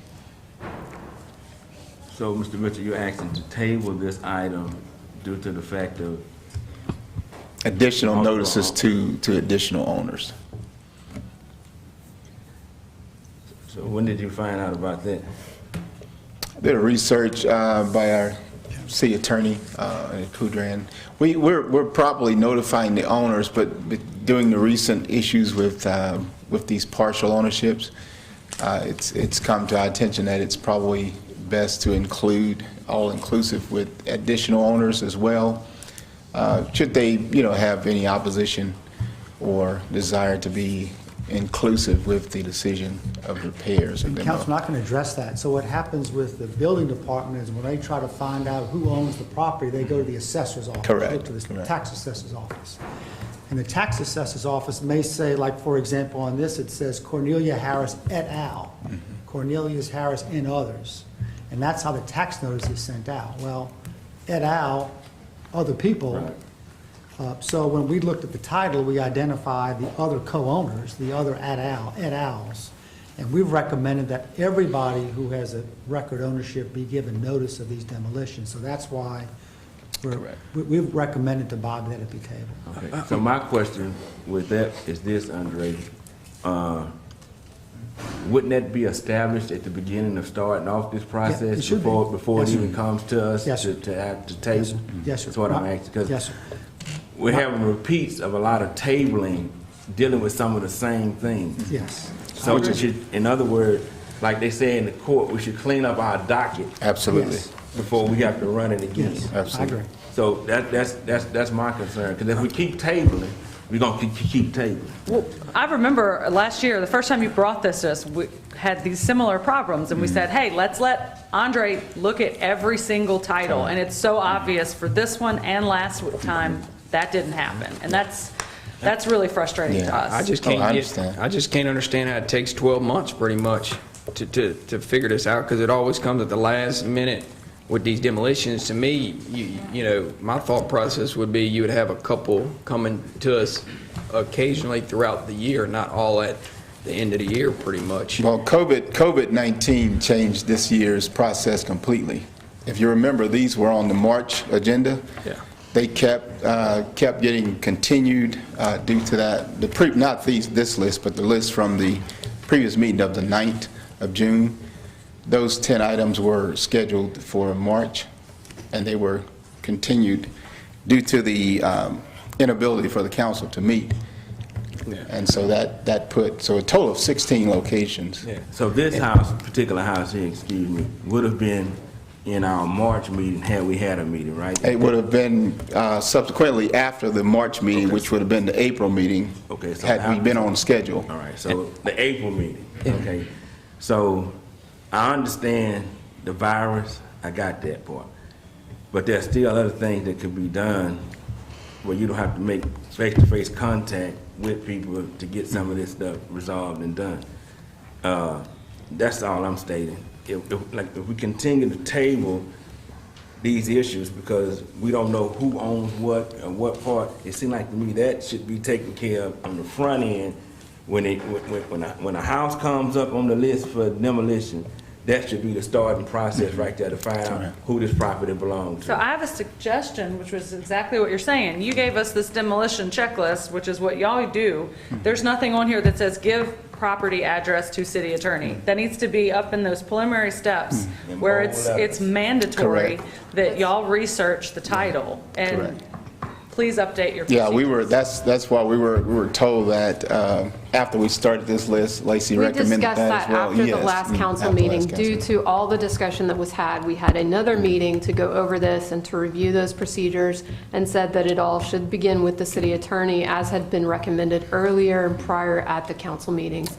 And also, as had been discussed internally, we're also updating a tracking spreadsheet to make sure that we have every complaint that's made, when the date that complaint is received, when the date the place will be inspected, and how that moves forward to council. So we have some internal mechanisms that we are trying to use to have a much better system going forward. Because there's really no point. Yeah, go ahead. You should have those. So in other words, what you're telling me, Ms. Landrum, is that this is it's in the process of being updated. It's being updated since the last meeting. Oh, it has been updated. That, we sent all the addresses over to the city attorney. I thought the addresses had been sent to the city attorney. They had not. That was clearly made at the last meeting. So we had another internal meeting with the department to discuss the procedures that were put forward. The other procedure that was discussed prior and that was recommended by the city attorney and that is still working on being implemented is signage at the actual locations that's very similar to the signage that you see for planning and zoning issues when the variances are made. That way the entire neighborhood knows what's going on. Any other additional people who may be interested in purchasing the property or have partial ownership of the property, it's an additional notification method, and that is also being implemented. The signs have been ordered. Once again, here we're going through this again. Last time we was here, we couldn't find the property, couldn't find the owner. Whitney Bank was part owner. City was talking about tearing the house down. And last time we wasted 33 minutes on talking about getting the house tore down and found out we still don't know who the house belongs to. That's not true, Councilman. We were certain of the owner. The neighboring property owner was concerned about an investment with the property. Okay. That's what the whole. Who the owner of this here property right now? Which one you're talking about? The one we talk, the one everybody talking about right now. This here property here. What the problem is, you got to stop coming up here and don't have all the information. I'm talking about, okay, you got a lawyer. Let the lawyer do the research, find out who the property for, and when you come before us, we need to be either tearing the house down or letting the owner tear the house down. Because I'm talking about, it's too much time being wasted. All of us know. And I'm talking about since we've been up here, this is what we deal with. Every time you come up here, I don't know if it's your office, I don't know if it's Andrea, I don't know what office, but it's a conflict because you know what? It's never together, and we still don't get the house towed down. I would say, I mean, none of these houses should be on the list if we don't know the owner of it. So we don't even really talk about it until we figure that out. So. And that's what I'm stating from the beginning. I mean, shouldn't be wasting time talking about it if we don't know the owner. All right. That's why there's a motion to table. Shouldn't have been on here. I'll go ahead, and since it's in my district, and so we can move on, make a motion to go ahead and table this until our next meeting, and that way we could be able to move forward with what we need to do. Second. Thank you. Who seconded? Second, I second. Okay, thank you. Councilman DiMaterio? Aye. Councilman Andrews? Aye. Councilwoman Gonzalez? Aye. Councilman Leon? Aye. Councilman Wells? Aye. Motion approved. Number 5, a resolution authorizing demolition of a property located at 411 South Cypress, 71% damage, located in Council District 2. The owner is Ecorb LLC, 608 West Robert Street, Hammond, Louisiana. 71% for 411 South Cypress. Our recommendation is to demolish. Anyone here on this property? They said last time that they were going to be at this meeting. Bobby? That was me the last time. They communicated. Yeah, they wanted with me to out of table town. the other two. They know about this one, and they're not here. I mean, I Okay. checked the title, and it's Okay. it's appropriate notice was Any given. questions or comments from the council on this one? It's my district. I'll make a motion to approve demolition. I'll second. Councilman DiMaterio? Aye. Councilman Andrews? Aye. Councilwoman Gonzalez? Aye. Councilman Leon? Aye. Councilman Wells? Aye. Motion approved. Number 6, a resolution authorizing demolition of a property located at 208 Washington Avenue, 84% damage, located in Council District 3. Owner is Arlene and Brenda Thompson, 208 Washington Avenue, Hammond, Louisiana, 70403. For 208 Washington Avenue, 84% damage. Our recommendation is to demolish. Council District 3. Ownership We is checked the good? title, yes. We Okay. checked the title, and notice was given to the owner. Is anyone here on this matter? Devon, you have anything on this? Let's tear it down. All right, you want to make the motion? Yes, I make a motion. Second. Councilman DiMaterio? Aye. Councilman Andrews? Aye. Councilwoman Gonzalez? Aye. Councilman Leon? Aye. Councilman Wells? Aye. Motion approved. Number 7, a resolution authorizing demolition of a property located at 307 Washington Avenue, 94% damage, located in Council District 3. The owner is Carol Gray Jackson, 7218 Fuchsia Lane, Humboldt, Texas, 77346. Bobby? 307 Washington Avenue. I also recommend demolition, 94%. Did get a call from the owner. She is in favor as well with the demolition process for the city. Andre, did you check this Yes. ownership as well? Yes, it's good. It's See how easy these move when it's we're done right? Absolutely. Thank you. Who's this? You want to make the motion, Devon, since it's Make yours? a motion. Second. Councilman Vittorio. Aye. Councilman Andrews. Aye. Councilwoman Gonzalez. Aye. Councilman Leon. Aye. Councilman Wells. Aye. Motion approved. Thank you. Thank you, Bobby. Number 8, a resolution to ratify the proposals received and to reward the fiscal agent RFP 21-05 for a 3-year contract from July 1st, 2020 to June 30th, 2023. This was all emailed out to the council as the proposals were received. We received these last Monday, last Monday, about a week ago. These are pretty detailed proposals, and they are pretty technical, so it takes some time to go through them. In doing so, we made this table that is attached that summarizes the 5 proposals that were received. So there was 5 proposals from different banks. All of them are fairly equal in terms of what they provide to us in terms of services. We do go through a lengthy proposal process asking them to provide specific information of how they will handle basically the city's money. So the 2 most important factors in this come down to the interest rate that we can earn on our investments or on our CDs, and then the interest that we would earn on our daily collected balance.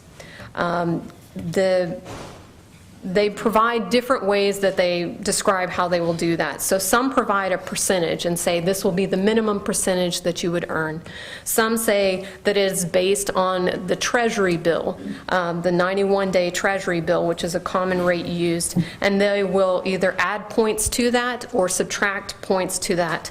Some will add percentages to that or subtract percentages, but what we tried to do in this table is clarify and make sure that we were comparing apples to apples. So we have changed everything from if they specified basis points, which most people don't, like that's not a thing that we regularly talk about, so we changed that all to percentages so it makes more sense and we can compare across the board. The 2 highest and best options are in the second chart that follows in that attachment. So in the second chart, you'll see a comparison between First Guarantee Bank and First Bank and Trust. Again, many of the banks, all the banks that propose good things and standard rates, they all have 2 branches within the city limits, so they all have convenient access. They all provide no charge to an electronic lockbox or ACH origination. That's just fancy language for what we use when people want to auto draft payments for their utility bills.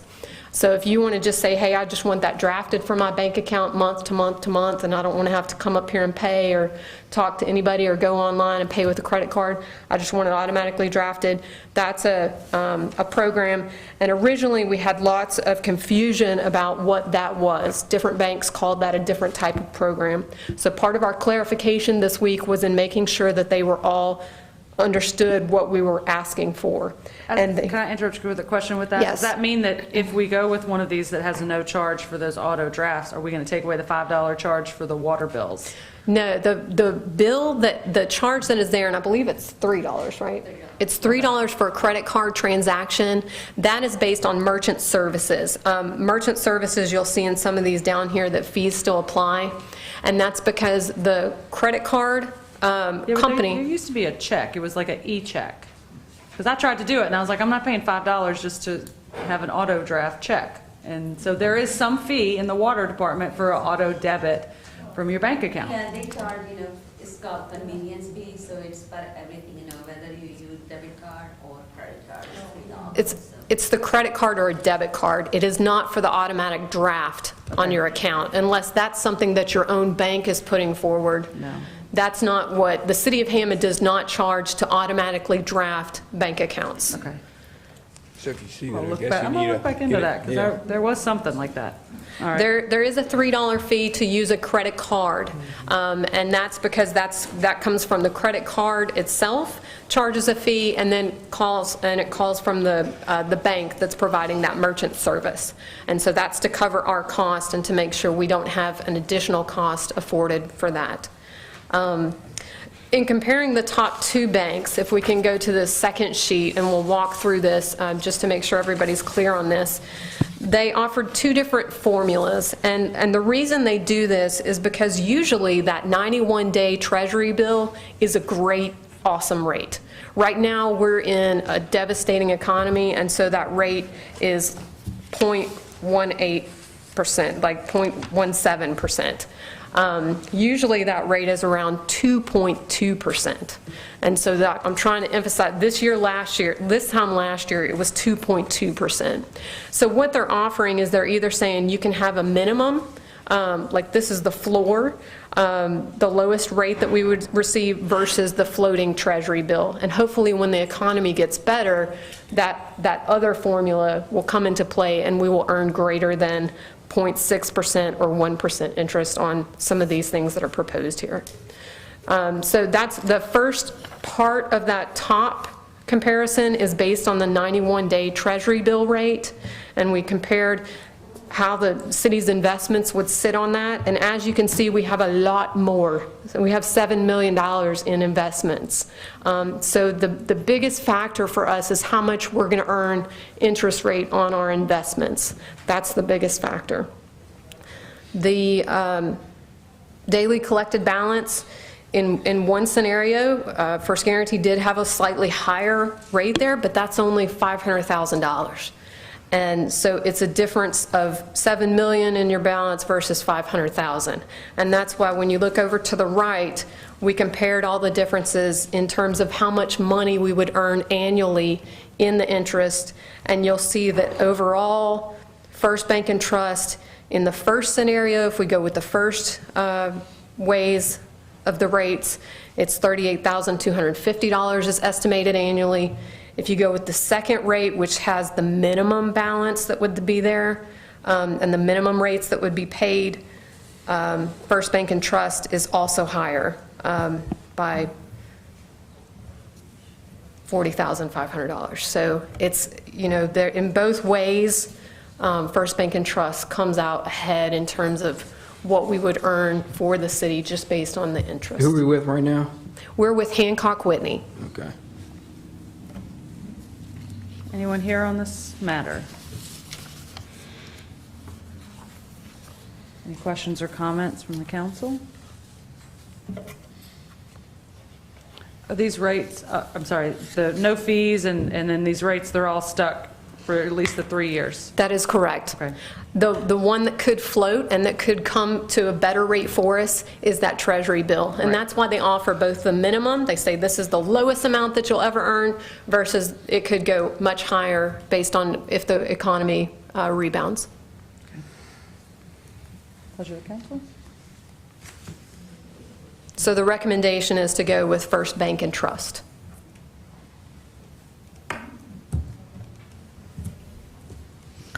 Make a motion to approve going with First American Bank and Trust?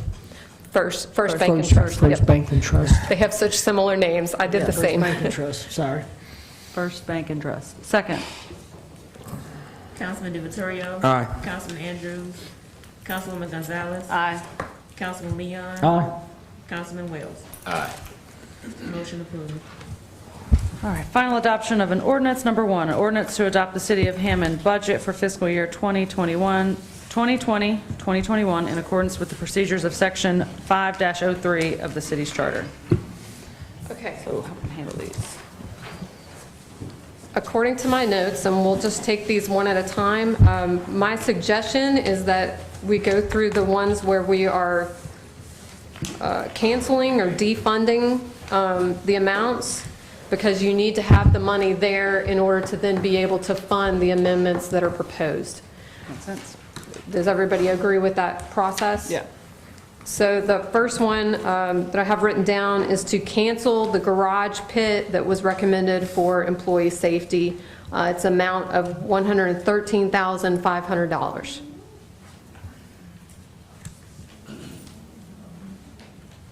Each of these will need to be voted on separately.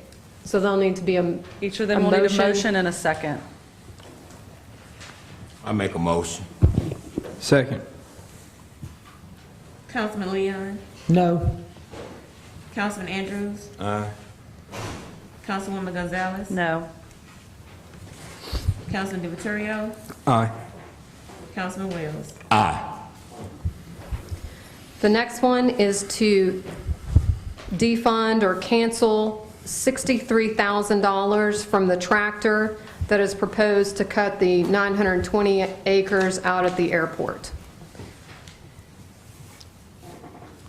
I make a motion. Second. Councilman Leon? No. Councilman Andrews? Aye. Councilwoman Gonzalez? No. Councilman DiViterio? Aye. Councilman Wells? Aye.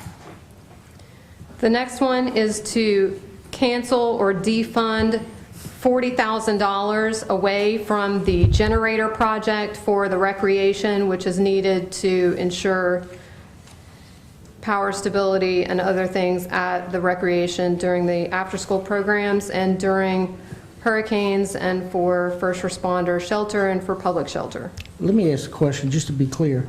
So on the generator, it's not going to leave enough money to buy a generator, period. That's correct. So why are we leaving the money in there? I'm not sure. We didn't propose this. So say this passes, we have money in the ending fund balance, and it's time you want a generator, could you come to us and ask us to put money from the ending fund balance?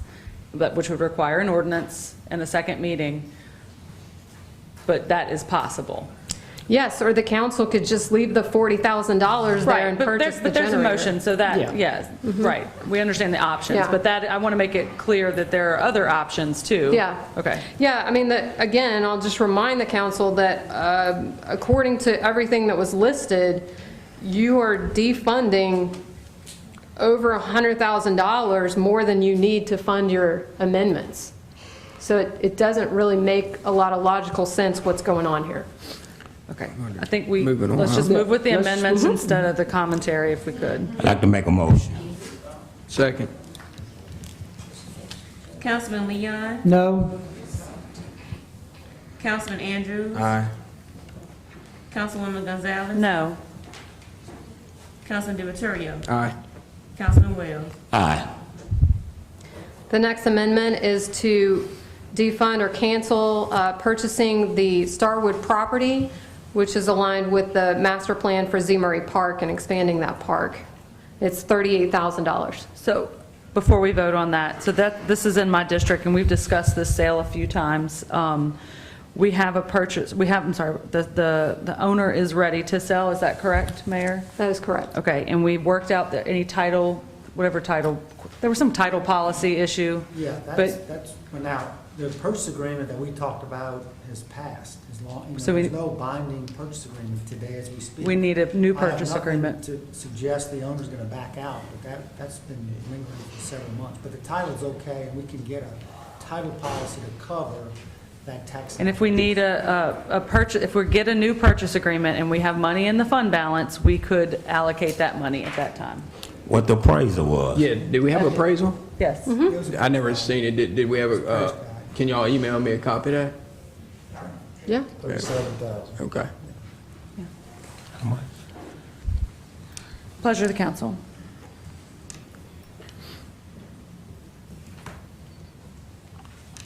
So on this here, let me get some understanding. So you talking about the 38,000 for the property, right? Correct.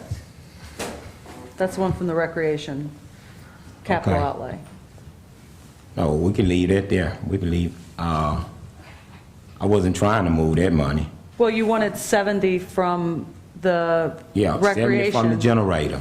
That's what I said. The generator they had on there, 178,000, am I right? What did the generator cost? The generator was 140, 140.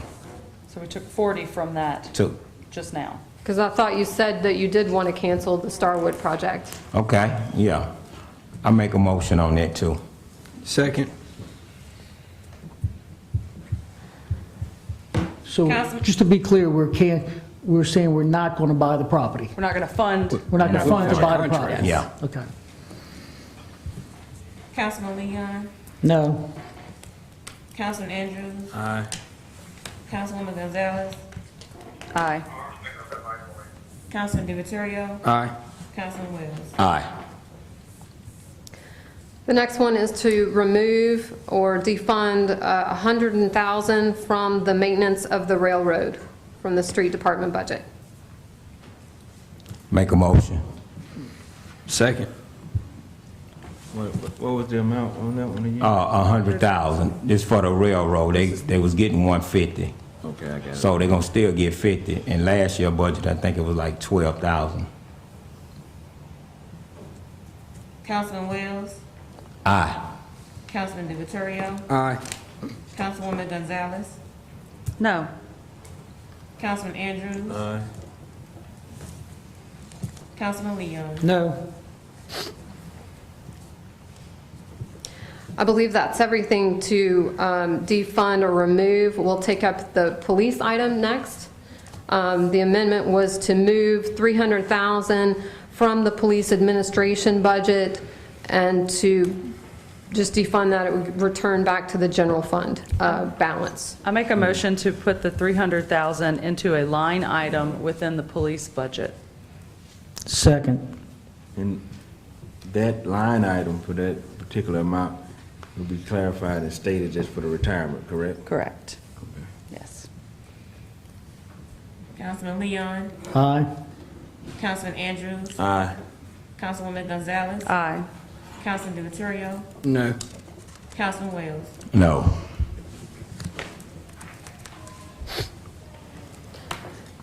Okay. The next amendments will be to add things to the budget.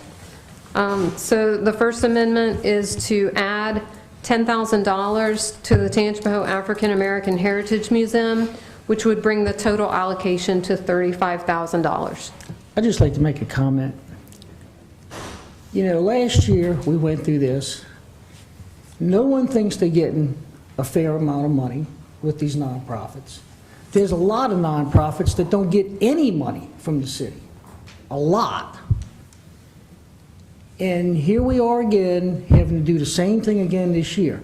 We have no idea what the funds are that any of these nonprofits get. They may be getting $1 million from somebody, and then we're giving them another $100,000. We don't know. We don't get any of that information. I don't want to go through this again next year. When this comes up again in the budget, I am asking that the city, and if the city don't want to do it, then we'll do it. But before we give money again, I want to see tax returns from the last 3 years of every nonprofit that we give $1 to. Because somebody in here was, I think this gentleman over here was saying, things are not fair. You're right, things are not fair. And I can't make them fair if I have no information. And we need to make things fair, because I don't know what nonprofit A or nonprofit B or nonprofit C is getting. Here we are with a few dollars that the city has that we're trying to dole out, but we don't know what the bottom line of these nonprofits are. So I'm just, before we dole out any money to anybody, I'm just saying we need to end it here and have factual information before we do it again. Do you allow We're not technically supposed to have public. We can? Yeah, well, Yeah, they're still voting. Okay, yes, then we can. So last year, when you guys, Councilman Leon is correct, when you guys talked about nonprofits last year, you all stated that you all would do a pool, and the nonprofits would apply to that pool, and that did not happen this year. You're absolutely correct. So that's in the minutes. So I'm not sure where the ball fell, but it was supposed to be done a different way this year. And And that's the why nonprofits were I'm supposed to requesting apply. it again. So Yeah. hopefully you're we won't correct. have to go through it again. You're exactly right. Please be brief. Yeah, just brief. We submit a budget to the city every year. They get our tax returns. They know what's coming in, they know where we're getting it from. So to say that the council don't know, the city have the information. That's the only reason we can get anything. So the city had the budget. Okay, thank you. I think they submit the audit. We receive audits from several of the folks. Those audits are also available on the legislative auditor's website, but we can certainly provide those. What we provided to the council and is in the budget binder is the information that was provided when we asked again and made known the allocations and talked about that. So there's statistics in here. Those were also requested. I think they were requested at the budget work session again. There is a lot of description in here from several of the nonprofits about how they're spending those dollars and what they are doing with those funds. And there is breakdown on at least the Council on Aging, and I could look through some of these others about where they're getting their other money from. So we can standardize that in some way if that's what I understand the council wants. The other challenge that we have is that in the discussions last year, the council agreed in the contract that they established with the Discovery Center that they were stepping it down in certain increments. And so it's confusing to me whether you're wanting to allocate a certain amount to the Discovery Center according to that multi-year contract that you're established, or whether you're saying you want to put all the money in a pool and then have everybody apply for that, or are they just applying for the remainder? So we need to have better clarification about the council's intention on what this application pool and how much is in there, what that looks like. Well, maybe those discussions should start mid-year. I'm just saying it's difficult to, if you want to explain your desire tonight, that would help, because it's, again, the contracts, before we prepare the contracts, maybe it's a better time to say this now, because in the contract with the Discovery Center, there is that paragraph that describes a step down that was requested by the council last year. I would say we have that discussion when we do the cooperative endeavor agreement for. That's going to be the next meeting. I know it is, but we'll save it to the next. And I just don't want it to then be, okay, well, you prepared the contract this way, why did you do that? I need clarification on how you want the money done, and if we're establishing a contract with a step-down clause in it for one specific entity, then are we saying that that entity is guaranteed that amount of money, and we're going to apply for the rest of the pool of money that's available for the remaining nonprofits? Are we opening it up to multiples? Because one of the things also is that we've established that some of these have very specific city relationships, city services the city would also be offering if they were not provided by this nonprofit. This may need to be a larger discussion in a special meeting. I would agree to that. Pleasure of the council. We need a motion in a second. I make a This motion. is on the $10,000 that I forgot. Yes. I make a motion. Second. Councilman DiViterio. Aye. Councilman Wells. Aye. Councilwoman Gonzalez. Aye. Councilman Andrews. Aye. Councilman Leon. Aye. I have a question before we move on, going back to these nonprofits with this. So in other words, I mean, it's coming back to my, remember some of the stuff from last year with that, with the pot and all of that. What did we state that we would put X amount into this pot? I think we talked about it. The issue is that we were doing a yearly step down with the Discovery Center, and so it was hard to do a pot of money when we have let it be known to everyone that they're getting a step down until they can become self-sufficient. So that was my recollection, is we want to eventually do a pot, but it's going to be difficult to do until we step down Discovery Center and don't have an amount that we basically promised. Right. Not contracted, but promised, as they rely on. So that's all I got. Next. The next one is to add funds to CASA. The proposed change is to increase by $5,000, which brings the total allocation to $20,000. I just want to make a statement that CASA didn't ask for an extra 5,000. They had 10 last year. They asked for 5. The administration gave them 5. They haven't asked for 20.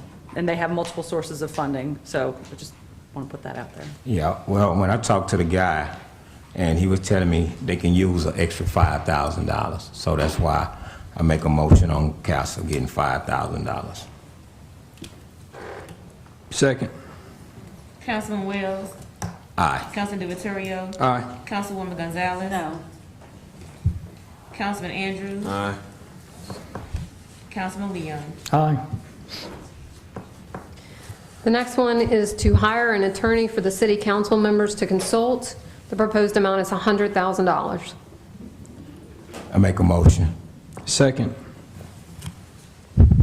Councilman Wells. Aye. Councilman DeViterio. Aye. Councilwoman Gonzalez.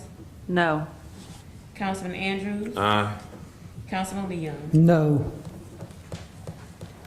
The next one is to provide an auto allowance for each council member. Again, we could either seek an attorney general's opinion about the compensation question and about whether this would go into this current budget or whether this would need to wait until the next election. The amount is for $30,000. So, question here.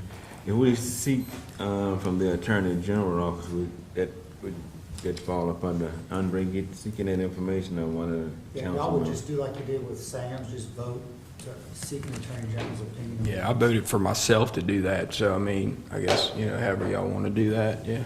It's just a question that just has to be asked, and so there is a specific way that you want to write that up. Andre is already on retainer. It's up to y'all, though, to decide how you wish to move forward. So can we even vote on that tonight? Vote on what?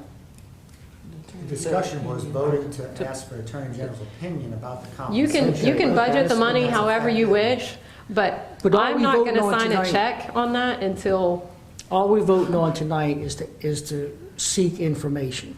No, we're voting to move the money into a fund for the council to have an auto allowance. So what we're asking for is we're asking to give the council a raise when we're not giving anybody else raises. That's what we're doing as a council. No. We're saying give ourselves a raise, but nobody else. No, it's not a raise. It is a raise, it's compensation. I don't care how you look at it, it's compensation, Devon, and it is a raise, and it's a taxable raise. It's not a raise. And the Attorney General, I have no problem seeking advice from the Attorney General. I have no problem with that, but I'm not looking for a raise. And then, furthermore, this here money here is actually not going to the city council. It's actually going back into the budget. So we can't even get the money.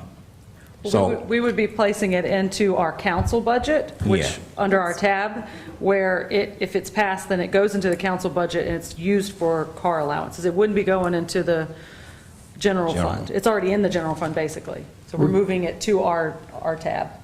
We're taking money that could be used for something else to give ourselves a raise.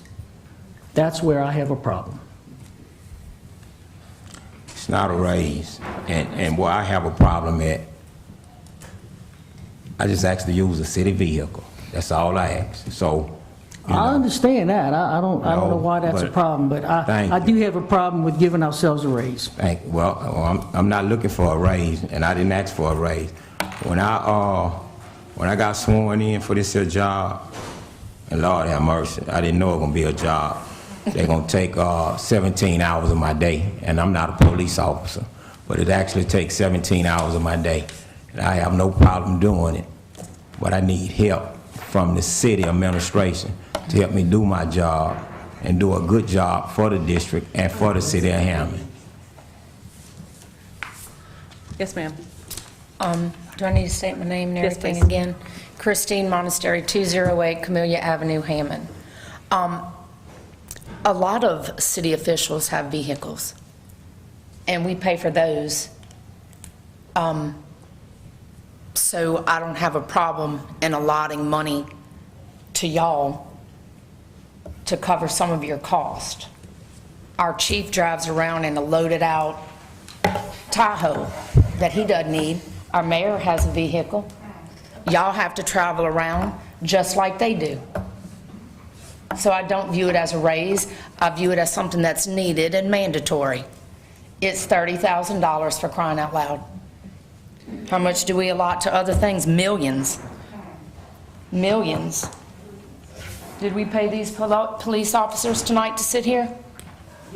no. Are they on the clock? Do we need to pull payroll to check it? Y'all have room to save money, you're not doing it. I'm a single parent, and I promise you, I can cut your budget and make it work. And give you an allotment for your car.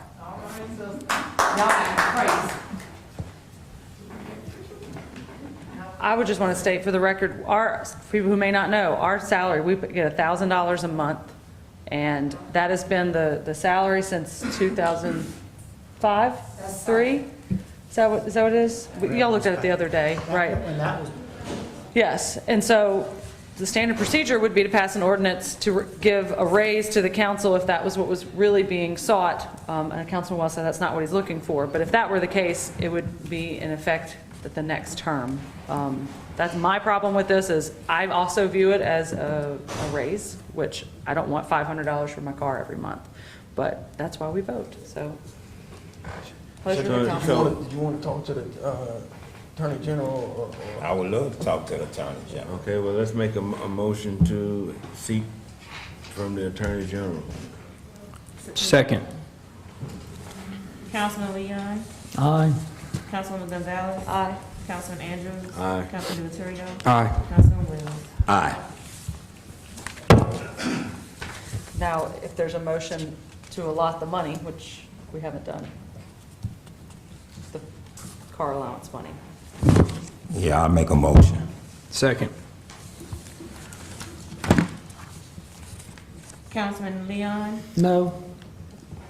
Councilman Andrews, Aye. Councilwoman Gonzalez, No. Councilman DiViterio, Aye. Councilman Wills. Aye. I believe the last one that I have on my notes is to allocate $100,000 for Phase 2 flood study. Make a motion. Second. Councilman Wells, Aye. Councilman DiViterio. Aye. Councilwoman Gonzalez, Aye. Councilman Andrews, Aye. Councilman Leon. Aye.